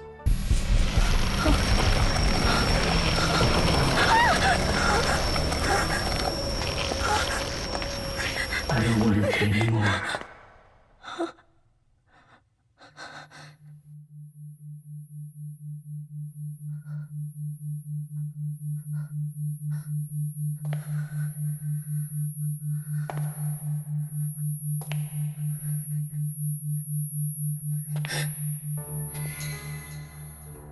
So while there's still one hell of a mystery to uncover, let's wrap this up for the setup. We know that Rei is experiencing more than a simple recurring nightmare now, and we know how this story is going to end if we don't do something about it.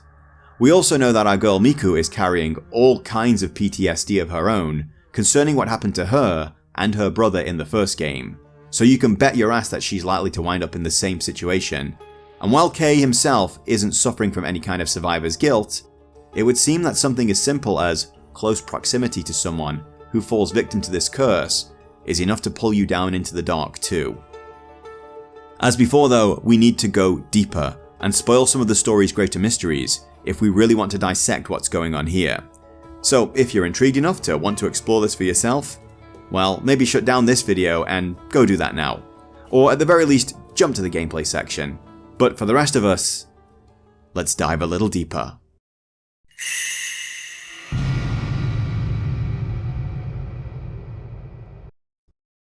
Similar to our two previous games, Kusei Shrine was the site of an elaborate and somewhat shocking ritual sacrifice. This one is a little closer in design to Himuro Mansion's strangulation ritual than Minakami Village's twin sacrifice. The shrine was run entirely by women, and it was a place people would visit to offer their grief. The specific target audience were survivors of tragedies and those with severe PTSD, the type you weren't just going to get over. Given the amount of natural disasters in Japan, such as earthquakes, avalanches, volcanic eruptions, typhoons strong enough to prevent Mongolian invasions, bear attacks, venomous snakes, to say nothing of armies of samurai murdering and burning their way through areas, and leaving the little people to starve and pick up the pieces in their wake, well, you can see how important a place like this might be to people, especially if the grief of these people can actually manifest as bad karma and create terrible supernatural events of their own. The grief of these people would be offered up to a chosen shrine maiden known as the Tattooed Maiden at Kusei Shrine, and would be literally etched into her skin. This ritual was apparently quite painful, even by the standards of tattooing back then, and the Tattooed Maiden would be sung to and soothed by other shrine maidens as she slept suspended in a cage. When the tattoo was complete, the maiden would be taken down into the depths of Kusei Shrine and essentially nailed down there to sleep forever. This represented her carrying the grief across the river to the underworld, where she and it could rest for all eternity. I'm going to go out on a limb here and say that some Western theology played at least a small part in this imagery of being nailed to something so you can bear away people's bad mojo to another world. One distinct difference between this and the strangulation ritual is that the maidens were actually volunteers, often with great grief of their own, while the maidens chosen for the strangulation ritual were children who won a game of hide and seek with a creepy blind woman. And how that woman became blind is also pretty shocking. What this means is that, while the tattooed maidens can't exactly claim to be of sound mind when volunteering for this, they are at least truly making the sacrifice of their own free will. As with all of these rituals, the maidens must sever all attachments to their mortal lives and walk willingly to their fate. I suppose this is connected to the idea of purity, which is a common feature of Shinto, but consider this for a moment. You're a disciple of the Buddha or some other great Eastern sage or guru. They tell you that you suffer because you desire in this case being a mortal attachment. And then you're told that to free yourself from suffering, you must remove desire, effectively severing attachments. So you go away and meditate or do kung fu, or whatever esoteric practice you've been told is the magic bullet to happiness, and come back a few weeks or months later and the guru asks, "How's it going?" And you say, "Well, I thought it was going fine, but now I'm desiring not to desire." Just food for thought. Tangent aside. At the end of the tattooing period, the maiden's desires would be inscribed into a magic mirror, another regular feature of the series, and the mirror is shattered prior to her sacrifice. This creates a convenient MacGuffin for us to hunt down in the game. So we should probably take a moment here to properly introduce our big bad final boss, Reika. While Reika was a volunteer, just like her predecessors, and the tattooing ritual went as well as it should, we wouldn't have much of a game if everything had just gone smoothly now, would we? So then, what's the issue? Love, of course. The seemingly ultimate attachment. Love and the stupidity of overzealous religious leaders. A carryover from the first game, no less. Now there is a more complex web of intrigue surrounding Reika and her once lover Kaname. He is in fact the son of another maiden, and since Kuze Shrine is strictly girls only, boys born there don't have much of a life expectancy. The details though are for you to uncover the usual way in these games, and by that I mean digging up every single note, journal and tape recording you can find, and piecing it all together for yourself. Kaname and Reika were lovers in a village near the shrine, and most likely had plans to get married. However, he decided to leave his home for some time and go on a journey of self-discovery of sorts. During that time, an avalanche or other disaster wiped the village off the map and left only Reika alive. Alone with no way of knowing if Kaname would return, she entered Kuze Shrine and became a tattooed maiden. Despite everything, Kaname was the one attachment Reika couldn't truly sever. In the endgame spoilers section of the video, we'll drill down into the real tragedy, but it's the outcome we're interested in here and, well, we've seen this before. The unleashing is a much slower process than the types of catastrophic event that swallowed Minakami village in a finger snap, and the shrine carpenters were tasked with building around Kuze Shrine to seal the malice of the underworld, even being sacrificed themselves as pillars of this new shrine. This is the ruin that Rei and Miku are exploring at the start of the game. Still, the power pulsed and grew and spread, and reached out into the dreams of those who were hopelessly grieving, who had lost everything, and trapped them in the Nightmare Manor where they would slowly but surely be consumed by it, and join the members of those who wander there for all time. So this is the pot of boiling water that our three heroes, and indeed Mio Amakura, have fallen into. And while they could just lay down and die, they've been afforded an opportunity that most of the others who wind up in here didn't get. That being the Camera Obscura and the ability to fight back. As with the first two games, there is at least one friendly ghost searching for a way to break this cycle of pain, and she is somehow able to manifest the camera within the shrine, possibly due to its proximity to Rei in the real world, and give all the characters a chance at holding out long enough to uncover the mystery, and find all the MacGuffins needed to put a stop to it, before they too become permanent residents of this place.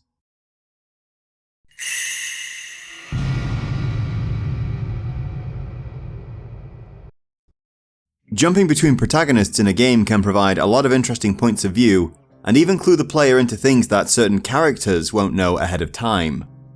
It can also be frustrating as hell. To be entirely honest, I'm not a fan of reading a book and then being left at a cliffhanger for one character's story while we run off to explore another. At the very least, don't overplay that cliffhanger part. There's also the issue that you may just not be as interested in one character's story as you are the others, and you may find yourself sighing and considering putting the book or game down to go do something else for a while. One of the more interesting modern examples of this was The Last of Us 2. I'm not going to critique this game because I haven't played it, but I am aware of a lot of players who dropped off once the perspective switched to a character they simply weren't invested in. So while seeing a story from multiple angles can be pretty awesome if executed well, it can also unravel your immersion and have you looking for better ways to spend your time. Luckily for us, Kikuchi and Shibata seem to understand this well and did a good job with their three character setup. Our top billing and main protagonist is Rei Kurosawa. We've already touched on her story, but let's take a look at her design. You'll notice she's older than our previous heroines and is rocking the game's key colour of blue. Concerning her design, Makoto Shibata had this to say. The protagonist this time is quite a bit older compared to the previous games. That's right. The theme of the game involves tattoos that slowly creep across the skin, so we made the character older as someone whose appearance suits tattoos. She's 23 years old. I wanted to create a character who would endure the pain of tattoos, giving her a melancholic, sorrowful feel. Her key traits are cool, adult, and melancholic. The tattoos act as a timer, similar to the rope burns from the Curse of Himuro Mansion. While there is evidence that other characters in the game are experiencing them, we get it up in our faces with regular clarity when it happens to Rei. If the game did have a permadeath feature where wasting too many nights meant you ran out of time, I could see this landing a bit harder, but that kind of mechanic really isn't to everyone's taste. The original Hellblade has a very interesting take on this, and we should probably talk about it one day. Until then though, Medium has us covered here. Still, watching the tattoo spread, and some of the later dialogue between the characters as they begin to despair at the seeming hopelessness of their predicament, does instill a sense of dread and help build the tension to a powerful climax. Rei is a girl with a little more life experience than, say, Mio and Mayu for sure, but also Rei doesn't have any extrasensory abilities, similar to what our previous protagonist possessed prior to the start of the adventure, so her reactions to ghosts at the start are supposed to be more genuine. I'm not sure if they really landed that, but I get what they were going for. While Rei is our main heroine with probably the most interesting story, she is the most vanilla of the three characters we get to control. But fighting alongside her are returning champion Miku Hinasaka, who's now grown up a little, and our first male protagonist, Kei Amakura. That second name should be ringing all the bells for longtime fans. Kei is a folklorist too, and he has connections to both Rei's dead boyfriend and Miku's brother, Mafuyu. And on top of that, he's the uncle of our best twins, Mio and Mayu. Kei is pretty interesting, but if I'm being honest, a lot of the rationale for the choices surrounding him, well, let's just say this is one area where myself and Shibata's writing ideologies go along very different paths. One very cool point though is that even in life, Kuze Shrine was off limits to men. So Kei winding up there puts him on a... well, I'm not really sure exactly how much worse things could really be for him, but you get the idea. So here's a snippet from an interview that had me cocking an eyebrow, so to speak. When you introduce a male character, it can sometimes make the game feel more aggressive. But since this isn't a game where you fight spirits, we worked hard to avoid that. Kei has a slender frame but isn't overly feminine, so he feels like a character who can exist within the world of Zero. So, I have thoughts. Now, I'm perfectly fine with the girls being the central focus of the Zero games. However, I'm wondering, aside from running away and maybe booting down a few doors, what is Chris Redfield's physique going to do for him in this situation? Come to think about it, how is Jill going to be any better off? Hell, even our girl Rebecca would have no problem slapping the cuffs on any Project Zero protagonist. And sure, these guys would all have much better survivability, especially this tank, against zombies or monsters that can be defeated through excessive physical trauma. But we're talking about ghosts here. Ghosts that can only be harmed with a camera. Now, I'm not saying Kei is a bad choice. I like Kei, but the rationale is off to me. You could put a tank like Chris, who uses his physical power to overcome problems, and all but strip him of his advantages by making the enemies ghosts. You could explore that sudden shift in power dynamics through his actions, and he'd either have to adapt or be consumed by the mansion. There's a huge amount of potential character development there. Again, there's nothing wrong with Kei, but there's plenty of untapped potential here for other characters later. Shibata implies that he wanted Kei's experience to feel more erratic and desperate. You'd be burning through film quicker with him and need to hide to avoid ghosts. I didn't really get this vibe in the game, and only really wound up using his hide ability during very specific sections of the game. Still, he is overall a cool addition to the group, and I like that he connects the first and second stories with the third one. Another interesting quote I mined was, "Female spirits all over the house chase him around saying, 'I won't let you go.' It's a situation that's both terrifying and oddly delightful." Which, no. No it isn't. Look, I've had possessive and even emotionally abusive girlfriends. Whatever this fetish is, it's better kept in your head. Still, it would seem Shibata didn't keep his barely concealed fetishes to just Kei. With Miku, returning players get to see a familiar face, and even get a little more closure on her story after the climax of the first game. Miku being much shorter and more petite than both Kei and Rei, means she gets to crawl into all the tight little spaces, and as tiny spaces are one of my personal fears, these sections really shook me. These, along with the balancing sections, were both areas where I assumed the lack of mobility would mean they wouldn't actually have ghosts attack us here. And oh how wrong I was. Fortunately, they aren't that difficult to deal with, but for the moments when it's happening, it's harrowing to say the least. Shibata says this about Miku. "Miku is personally my favorite character. She has strong spiritual power and is powerful in battle. So she plays a significant role in the game. Which is pretty cool. I think for combat, Miku is probably the most OP character in the game. This could be a reflection of this not being her first walk in the park, and overall I'd say of our three big bad ghosts, Kiria Himuro is the biggest and baddest. Or it could just be Shibata overcompensating for her smaller frame. I'll talk about the mechanics of it later. Still, lines like this gave me pause. But the outfit she wears when she sleeps is kind of strange. I thought, this can't be real. I'm sorry, but Miku's sleepwear is entirely my personal taste, so please forgive me. It's something I really wanted to put in. The outfit in question isn't particularly scandalous, but if I had a daughter, I don't think I'd feel comfortable leaving her alone around this guy at this point. Still, by giving us 3 characters, we get 3 different, albeit very similar points of view on the events, some variations in gameplay, and of course by referencing the previous games, we get those oh-so-glorious fanservice moments.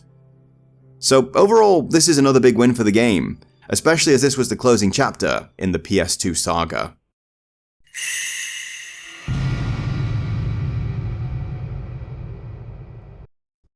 The first Project Zero was one of Tecmo's first PlayStation 2 games, but by 2003, the chipset had been well and truly explored and all of its potential mined out of it.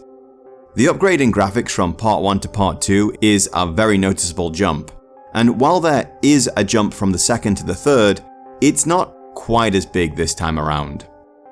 It's also a little hard to compare scale here, as Minakami Village had multiple smaller locations connected by an exterior village hub. So while it was definitely more spread out, it's hard to say if it was actually bigger. The Manor of Sleep, however, is a sprawling mansion in and of itself that, just like the Spencer Estate and Himuro Mansion, we unlock piece by piece, finding shortcuts and new areas to explore, as well as literal sections from the previous games bolted onto it to provide relevant context for our 2 secondary playable characters, and also to make longtime fans squee and giggle and gasp in shock when they at first find this place that they know and recognize, only to open a door and discover that what they expect to be beyond it isn't there at all. Since the manor is in a dream, it operates on its own dream logic, which is how the developers were able to create these moments that both excite and shock returning players. All of the Project Zero games have operated on a kind of dream logic, or perhaps nightmare logic would be a better term. Whether it's the way Himuro Mansion slowly pulls you further back in time with each chapter that passes, or the way Minakami Village is like an old movie stuck on repeat, these game worlds have always had their own rules.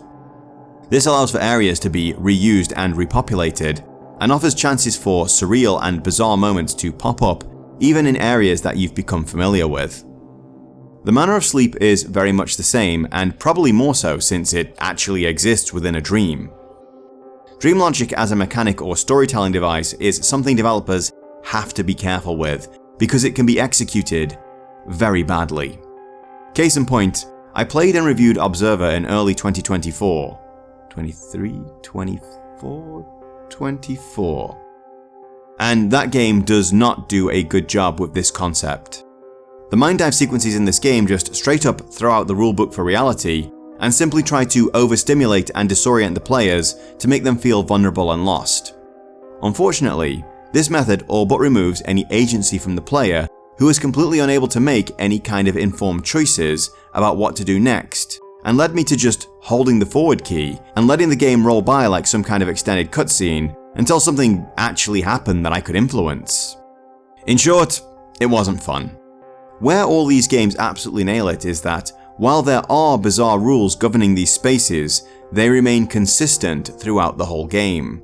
So we are able to learn them and operate within them, but more so when the game does break those rules, we know something has gone very wrong. A great example of this is Kusabi showing up and the camera not working on him. In both Miku and Kei's segments of the game, we have the privilege of exploring areas from the 2 previous games that have somehow become grafted onto the Manor of Sleep. What's cool is these areas remain throughout the game, meaning we can visit them with other characters. So, that's a rule. While it seems the layout of the house can shift depending on who's in there, it doesn't change once an area has been accessed. When we enter these areas, returning players get that little squee moment, but also a sense of undeserved security. Cool, I know this area, I've been here before, I can handle this, and then the game does this.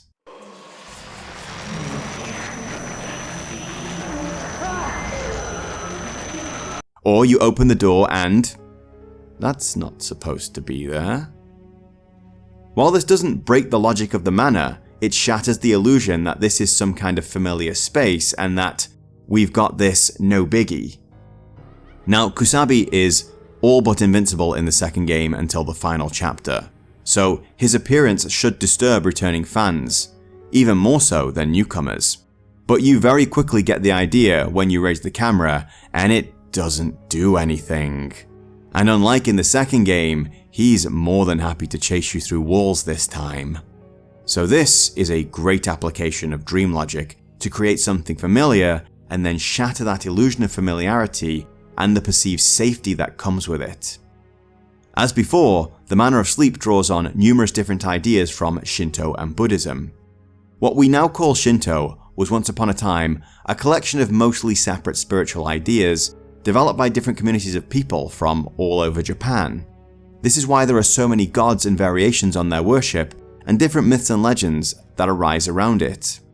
Way back in my video on Project Zero or Fatal Frame 1, I talked about Hitobashira, the human pillar. This is what you'll discover if you do a cursory search on human sacrifice in Shinto. As I said in that video, it seems unlikely that this actually happened, but it is brought up in this game. The carpenters who built over Kuze Shrine were all sacrificed as pillars to hold back the darkness from below, and we even have to hunt down their spirits in one of the chapters. I'm not going to dive deeper into all the different inspirations this time, though Mr. Shibata's dreams and childhood experiences, especially with a woman pushing a trolley, all wound up in here, along with old myths and legends and characters from various movies that the team watched.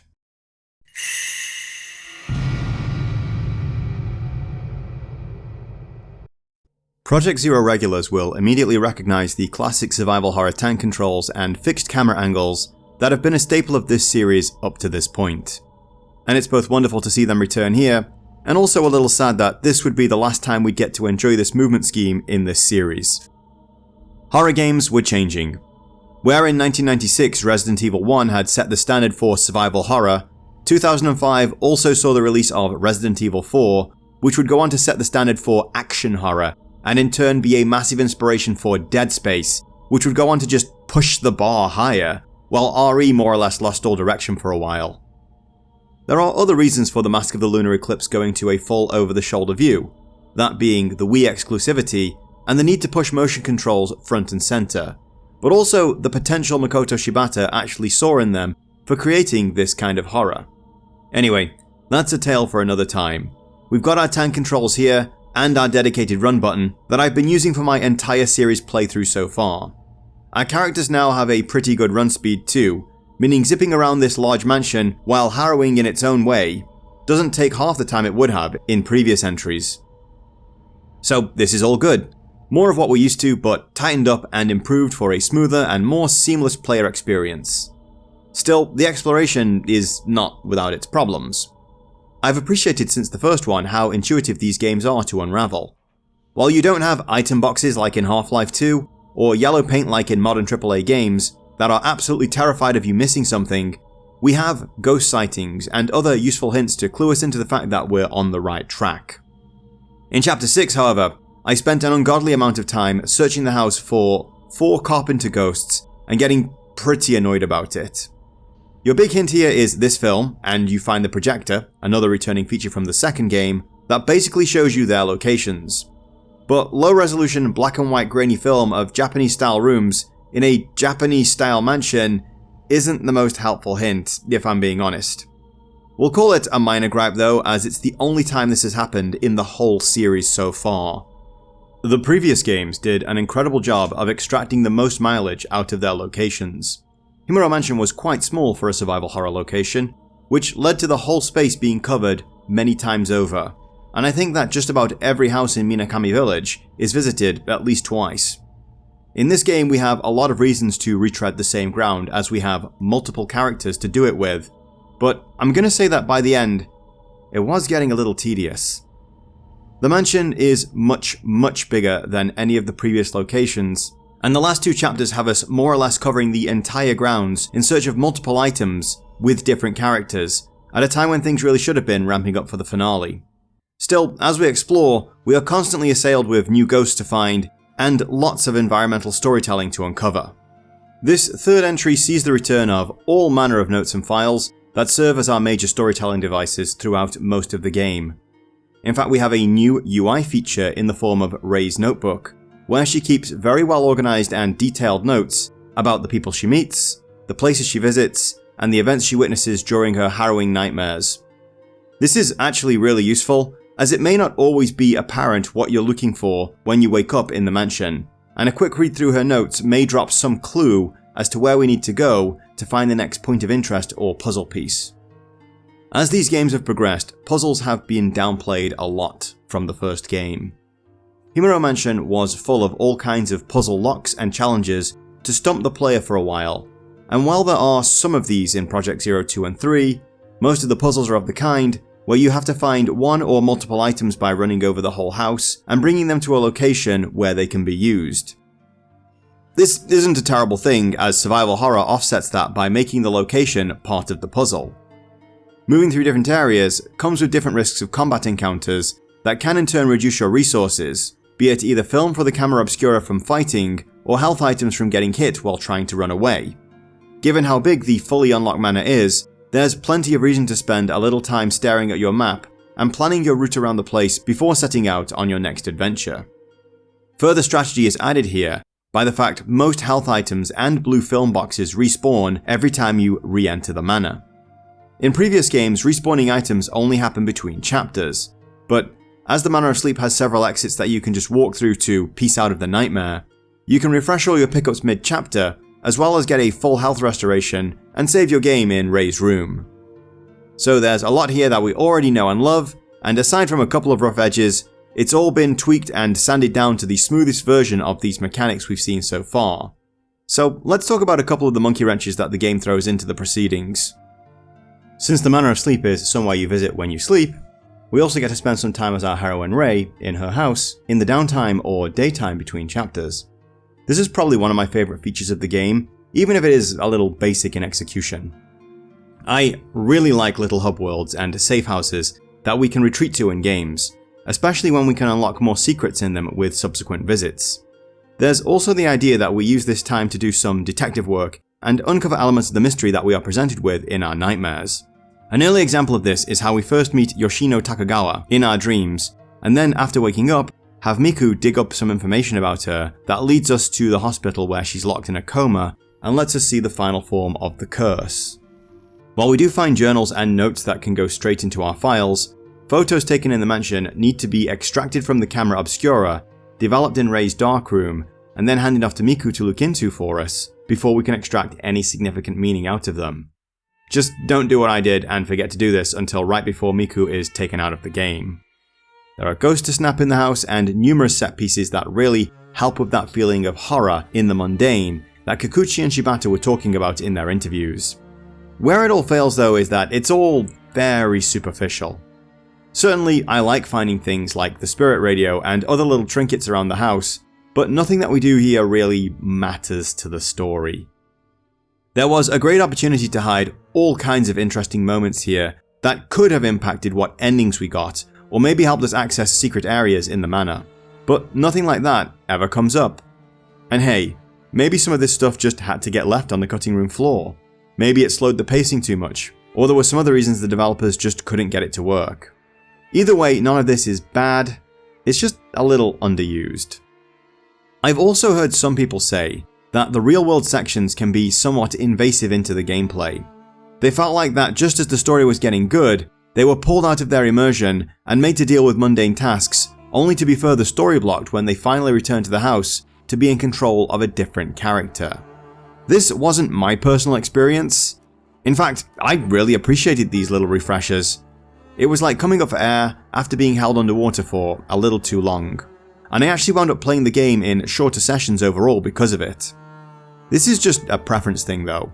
Some people are just going to like a feature like this, and some aren't. I do have another reason for this, but we'll get to that when we talk about the combat. The next big addition we have here then are our multiple characters. Miku and Kei, for the most part, play the same as Ray. However, they have their own versions of the Camera Obscura, which need to be leveled up independently. Though I think they share a collective pool of powerful camera films in this one. I'm not 100% sure about this, but When it became very obvious that I was approaching the end of Kay's story arc, I used all the Zero film in his inventory on one of the final fights, and then Rei didn't have any in her inventory later on, and I'm pretty sure I picked some up as her at least once. Kay probably has one of the most interesting sections in the game, because at the start, he is completely unarmed and has to hide from ghosts. This is basic, but not bad. It also doesn't last too long, thankfully, so it never really becomes frustrating. I was a little worried at first that all of his sections would be stealth only, but he soon finds a camera of his own in the mansion, which basically renders his hiding ability more or less useless, except for specifically scripted sections. While all the cameras have the same upgrade system that we're used to from previous entries, that is to say, spirit points collected from battling ghosts are used to upgrade different features of the camera and make it more powerful, Miku's is a little different. Both Kay and Rei find upgrade parts all over the map, such as lenses and bulbs that can be used to add more damage or repel or slow down ghosts. Miku, on the other hand, just has this talisman that lets her slow down time so she can land those shutter chances and fatal frames a lot easier. Basically, she's the Max Payne of the group, which given what she's been through, makes a lot of sense. Finally, a late game mechanic that gets dropped on us once we gain access to the heart of the manor is the miasma and the purifying light. Essentially, the game now has a more dangerous Dark World mode. When the screen goes grey and grainy, you're in trouble, as you will stand out like a bright light for all the ghosts to see. To hold back the miasma, you need to keep a candle with purifying light topped up, or leave the manor and return to refresh it. This is a nice mechanic, as it seems like it's adding more pressure towards the end of the game, but isn't doing that much really when you think about it. And the candles are fairly well distributed along the critical path, and can serve as another indicator that you're going in the right direction. Which I guess brings us to the combat, which is where things are going to get a bit dicey. Kinda. One thing I have to praise about these three games is that there are both in-world and real-world reasons why the combat feels different in each game. Obviously, in the real world, the developers were simply experimenting with ideas, listening to feedback, and trying to master their craft and create the best experience possible. While in the game world, the nature of each event and the cameras that the protagonists have affect their ability to fight back. In the first game, for example, each ghost has a unique death animation that really sells the idea that this fight is over and this ghost is gone. However, we know that over 1,000 souls are trapped in Himuro Mansion, and it's a matter of suspension of disbelief to just say, hey, some of these ghosts just kinda look like each other. Miku's camera in the first game is also the final form and most powerful version of the Camera Obscura that Dr. Asao made. This is because it's powered by a holy mirror that was once used in the ritual to hold back the malice beyond the Hellgate beneath Himuro Mansion. So it's not only powerful, but also attuned to specifically fight the things we come up against there. In the second game, ghost encounters were fewer and a little more bespoke, and it was very obvious that when we encountered the same ghost multiple times, it was that actual same ghost that we'd fought before. This disempowers the Camera Obscura, but also works with the idea that Minakami Village is like an old movie that's just stuck in a loop, and no matter what you do to the ghosts, when the loop resets, so do they. The manor is a recurring nightmare shared by multiple people, meaning ghosts dispatched on one night may very well return for another. There are still a few random encounters that can happen at the worst possible time, like when you're balancing on roof beams, but overall, you know that when you enter a certain area, you are about to step into a specific ghost domain. This can be good and bad depending on how you look at it. I got really fed up with having to constantly deal with this hairbrushing ghost, for example. No, I'm not going to name her, play the game and figure it out. And that's an issue. I wasn't scared that I had to run through her room. I was kinda inwardly sighing and thinking, okay, let's get this over with. That being said, it's a lot easier to just run away from battles this time if you want to, as most ghosts won't chase you through doors. Still, taking them on is how you get good at the game, and how you land those fatal frames, and how you reap all those sweet spirit points and upgrade your camera, and make the game easier for yourself. Much like with the second game, each ghost feels like its own unique enemy. In fact, in interviews with Kikuchi and Shibata, they described wanting ghost battles to feel like mini-bosses rather than fodder enemies. There's a few easy to hit slow movers, but when they're coming at you in pairs or even threes, they can be hard to handle. Still, I rarely felt like I was battling the scenery as well as the ghosts like I did in the previous games. There was the occasional moment where I had ghosts more or less invisible until it was too late, but overall I could change my position to remove battlefield advantages if I had to. Ghosts also get stronger as the game goes on. The woman combing her hair, for example, starts with a simple dive attack, but eventually gets a ranged attack. This is kind of annoying though, because she uses it from a distance, with obstructions between you and her, making it almost impossible for you to get a shot off at her in time to prevent her attack. She also gets this fake out attack around this time too. All of this serves to make the ghosts stronger and more dangerous, but in the end, these are patterns you can figure out and take advantage of. The first time this little maiden girl nailed me through the foot was also the last time. Once I knew the tell, I knew I had a wide open point blank shot being served right up to me on a platter. Still, putting me up against 3 of them was a hell of a battle.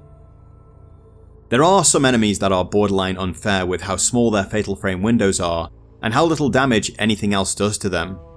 These fast moving cleaver guys are not going to stop their animation for anything shy of a shutter chance or a fatal frame, and their window is fractions of a second.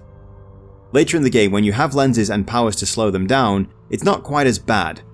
One very cool feature is that the ghosts all have their own unique noise or music that signals their arrival, and this usually plays long before you see them, so if you really just want to nope out of a fight that isn't mission critical, well, you can bolt for the doors as quickly as you can. So overall, this is easily the best form of the combat I've played to date. It has all of the pros of the Wii version of Project Zero 2, without the con of the lock-on feature that rendered too many fights almost trivial. It's balanced, it's interesting, and the ghosts are as well designed as in all the games. So it may come as a surprise to you that I wasn't enjoying myself that much.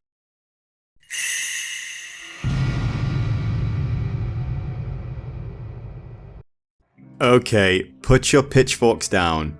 I didn't say that the combat was bad. I said that I wasn't enjoying it. As in, it was a me problem, not a game problem. This is one of those segments that I could easily chop from the script because it's not directly related to the game exactly, but since this video is about my experience with the game, I figured I'd give you the whole story and not just the nicely edited version. Well, I'm not going to dive into the deeper, more personal stuff, but I'll leave it implied. I am being completely sincere when I say I love Project Zero, and all 3 games have been awesome. I love the mysteries, the stories, the environments, and the ghosts. So of course I wanted to play Project Zero 3, but the reason I wanted to play it now was because I wanted to make a video on it and round out my PS2 trilogy retrospective, which is where the problem starts. It could be argued that I'd have a lot more success on YouTube if I just picked a niche and went hard into it. It's unlikely that anyone who subscribed off the back of my Dead Space or Ethan Winters video is interested in my video about an indie anime inspired adventure game. I mean, basically no one was, but eh. But the issue there is I don't want to just play one genre of game all the time. I'd much rather play what I want to play and talk about that. And while it makes sense to tackle a series back to back, I can get burnt out on one kind of gameplay and be yearning for something else. These were the 2 other games I was playing around the time I was trying to finish this one. One is purely for fun, and another for a potential future YouTube video. It's in development now. They are slower and more tactical, and their worlds couldn't be farther from this one. Compare that with dealing with teleporting ghosts, the fake outs, the cheap shots, the breakneck timing needed to land those fatal frames, and I just did not have the spoons for it. This is actually why I appreciated these shorter chapters and the waking interludes in the game. I could check off what was feeling more and more like an obligation quickly and get on with the games I really wanted to play instead. This is the danger of playing games for reasons other than just for the fun of them. And of course, none of this includes how work or my personal life affected my attitudes towards getting through this. If you didn't skip over this and want to know what the takeaway from it is, well, number 1, I'd say, remember that reviewers are people too. Sure, if you're being paid by a big outlet to review a game, a degree of professional detachment is expected. But it's entirely possible that reviews that stand out as massive blips on the radar aren't entirely the game's fault. I mean, I love playing 50 to 100 plus hour RPGs, but if I had to blast through one completely blind and then write a whole review in time for a review embargo, I might not have the best possible impression of the game I was playing either. But also, consider this. Is there a game that all your friends rave about that you just couldn't get into? Well, maybe give it another try one day. Make sure you've got your sleep and stress all squared away nicely, and you've really got the time and patience to try and figure out what it is others like about it. That's actually how I grew to like Dark Souls after what could be considered a standard first impression, which in turn led me to discovering Sekiro, and that's one of my favourite games now. The happy ending here is that I took about a week off from the game.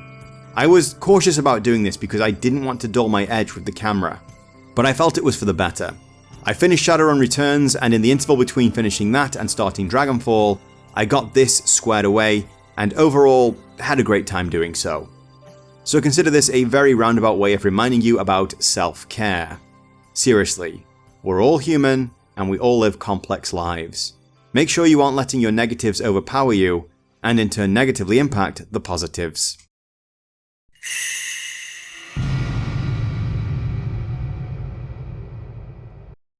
My previous explorations of these games have had fairly lengthy spoiler sections, where I go at length into just how wrong and messed up all these situations were, and why more or less everyone involved had it coming to them. Things are quite different here, and I even have something resembling a happy ending to share with you this time. As before, there are multiple endings, though in this case it's much closer to the first game where the second ending is more like a slight variation on the first. Of the two, neither is officially canon, though Shibata-san has said the second ending, the one found through finishing a New Game Plus, is his personal headcanon for the story. So if you've come through this whole series with me, you can probably guess that I don't care for these human air quotes sacrifices that form the central pillar of these tragedies. I certainly don't consider them to be sacrifices from the point of view of the victims, as they aren't really given any choice in the matter to begin with. It's just straight up murder. Now, clearly, the world of Project Zero runs on different logic to our own. There is no magic and there are no ghosts in our world. Bad thoughts don't manifest as supernatural beings, but as just good old-fashioned spite and malice. Humans bring enough evil into the world of their own accord, without external supernatural powers to goad us on or make the situation worse. But in Project Zero, these murders, let's call them what they are, at least seem to achieve something beneficial for those not on the slab. Even so, I think we can demand better. I mean, if some Japanese researcher with a camera fixation can construct devices that allow people to hear the voices of ghosts and even fight back against them, that proves that we aren't limited to just subjecting innocent shrine maidens to elaborate deaths to deal with these problems.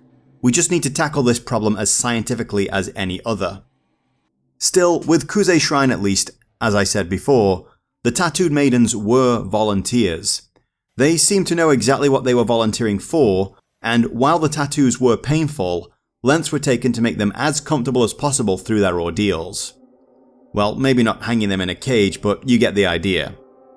This doesn't make these sacrifices a good idea in my mind, but I guess if this was presented as some kind of trolley problem, I'd say this was a better situation than the others. So by the end of the game, the timer is very much running out. Things take a turn for the worse when Miku enters the depths of the shrine and finally finds an echo of her brother, Mafuyu. Despite everything she went through, and even hearing Mafuyu say for himself that he wanted to stay with Kirie, she was never able to let him go. She couldn't reconcile the loss, and the survivor's guilt has plagued her. Her own grief reflects Reika's in that way. Reika only wanted to see Kaname one last time before her ritual, and Miku just wants to see her brother again. But one should not follow the dead in their dreams, and Miku finally falls into a coma, and the tattoos begin to spread across her face. Things are even worse for Kei. He misinterprets the lore of the shrine and believes that driving sacred nails through Reika is what will help her rest. This mistake costs him his life, at least in the standard ending. He can be saved by doing several specific actions in a New Game Plus and obtaining a specific earring, which leaves Rei alone on her final night to solve the puzzle and put an end to this curse. Given that the entire first game is about collecting mirror pieces, it seems fitting that this is our final action in the final part of this trilogy too. aided by our helpful ghost and the spirit radio, we learn about the shattered mirror containing Reika's final desires, the one she couldn't let go, the desire to see her lover Kaname one last time. So we tear around the house to assemble this mirror and descend into the depths of Kuze Shrine for our final battle. It's at this time as well that we receive our final revelation, that Kaname did come home. In fact, he's right here in the shrine with Reika. As the final ritual approached, Kaname actually began to dream of Kuze Shrine, hearing Reika's desire to see him again, and finally came home. The short version of the story involves him being snuck into the heart of the shrine by another maiden, whom Reika had confided in about him, and as he stirred her from her rest, she looked upon him for the final time, and could finally let him go. It would have been perfect, but for the head of Kuze Shrine taking the opportunity to murder him right in front of Reika, because men can't be in the shrine, and of course, Mother knows best. Yeah, colossal dick move there, Your Majesty. Interestingly enough, one reason Shinto has so little to say on the subject of death and the next life is because death and corpses are viewed as contaminated, which goes against Shinto's ideas of purity. This is actually why, in Japan, Buddhism takes care of death and funeral rites, while Shinto takes care of birth and coming of age. Thank this lovely lady for the info. So it does make me wonder what the head of the Kuze Shrine thought she'd be achieving by making a corpse of someone in the shrine's most sacred place. After finally defeating Reika in what is one of the game's most interesting boss fights, Rei takes the bodies of her and Kaname down to the Great Lake beneath the shrine and places them in a boat and pushes them across to the land of the dead, where they can be together forever. Reika can carry all the grief there, where it can be safely released, and the souls trapped within the manor are free to travel on to whatever comes next. In the aftermath, Rei and Yu have a final meeting where he takes her tattoos and carries them across to the land of the dead so that she can awaken and live out the rest of her life. Miku awakens, and if you're doing a replay and played certain cards correctly, so does Kei. And we even get a little closure on Mio's story too. And just for once, they all live happily ever after.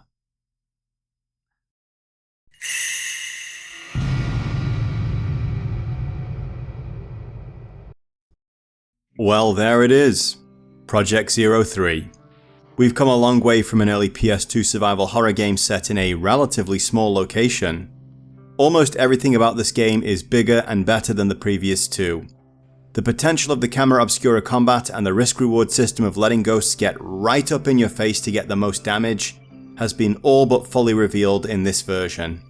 The visuals look as good as they were ever going to on the PlayStation 2, and the atmosphere and storytelling that already started off at an incredibly high level are at their absolute best here. There's one more big thing we get from this that we didn't get from the others. Closure. That's okay.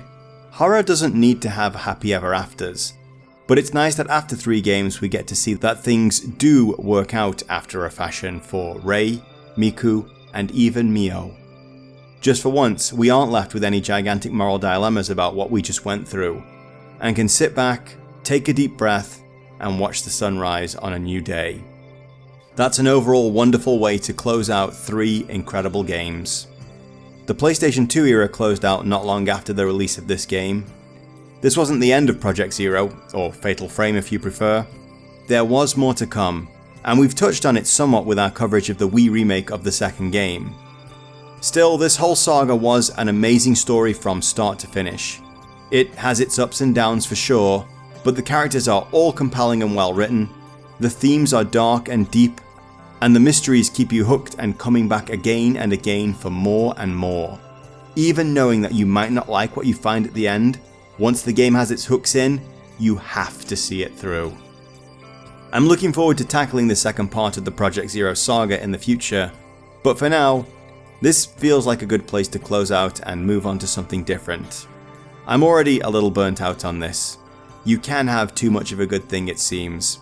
So let's leave our heroes, heroines, and magic cameras alone for now, and climb out of the dark depths of the horror genre, and maybe enjoy a sunrise or a cloudless night filled with beautiful stars. Either way, it was a great time.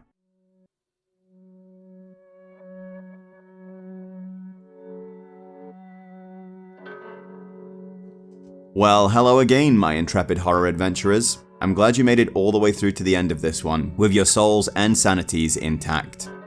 Usually these little sign-offs are here to give you a little tease of what's coming next, but as this is a compilation video of sorts, I'll just say a big thank you to everyone who made it here, and I hope that you all had a really good time. If you did, then why not leave a comment or a like, and take a look at some of the other videos around here too. I can't promise you'll like all the games that I like, but I can promise the same level of commitment to writing and analysis that I've brought to all of these ones. Anyway, I'll sign off here and say thank you for stopping by.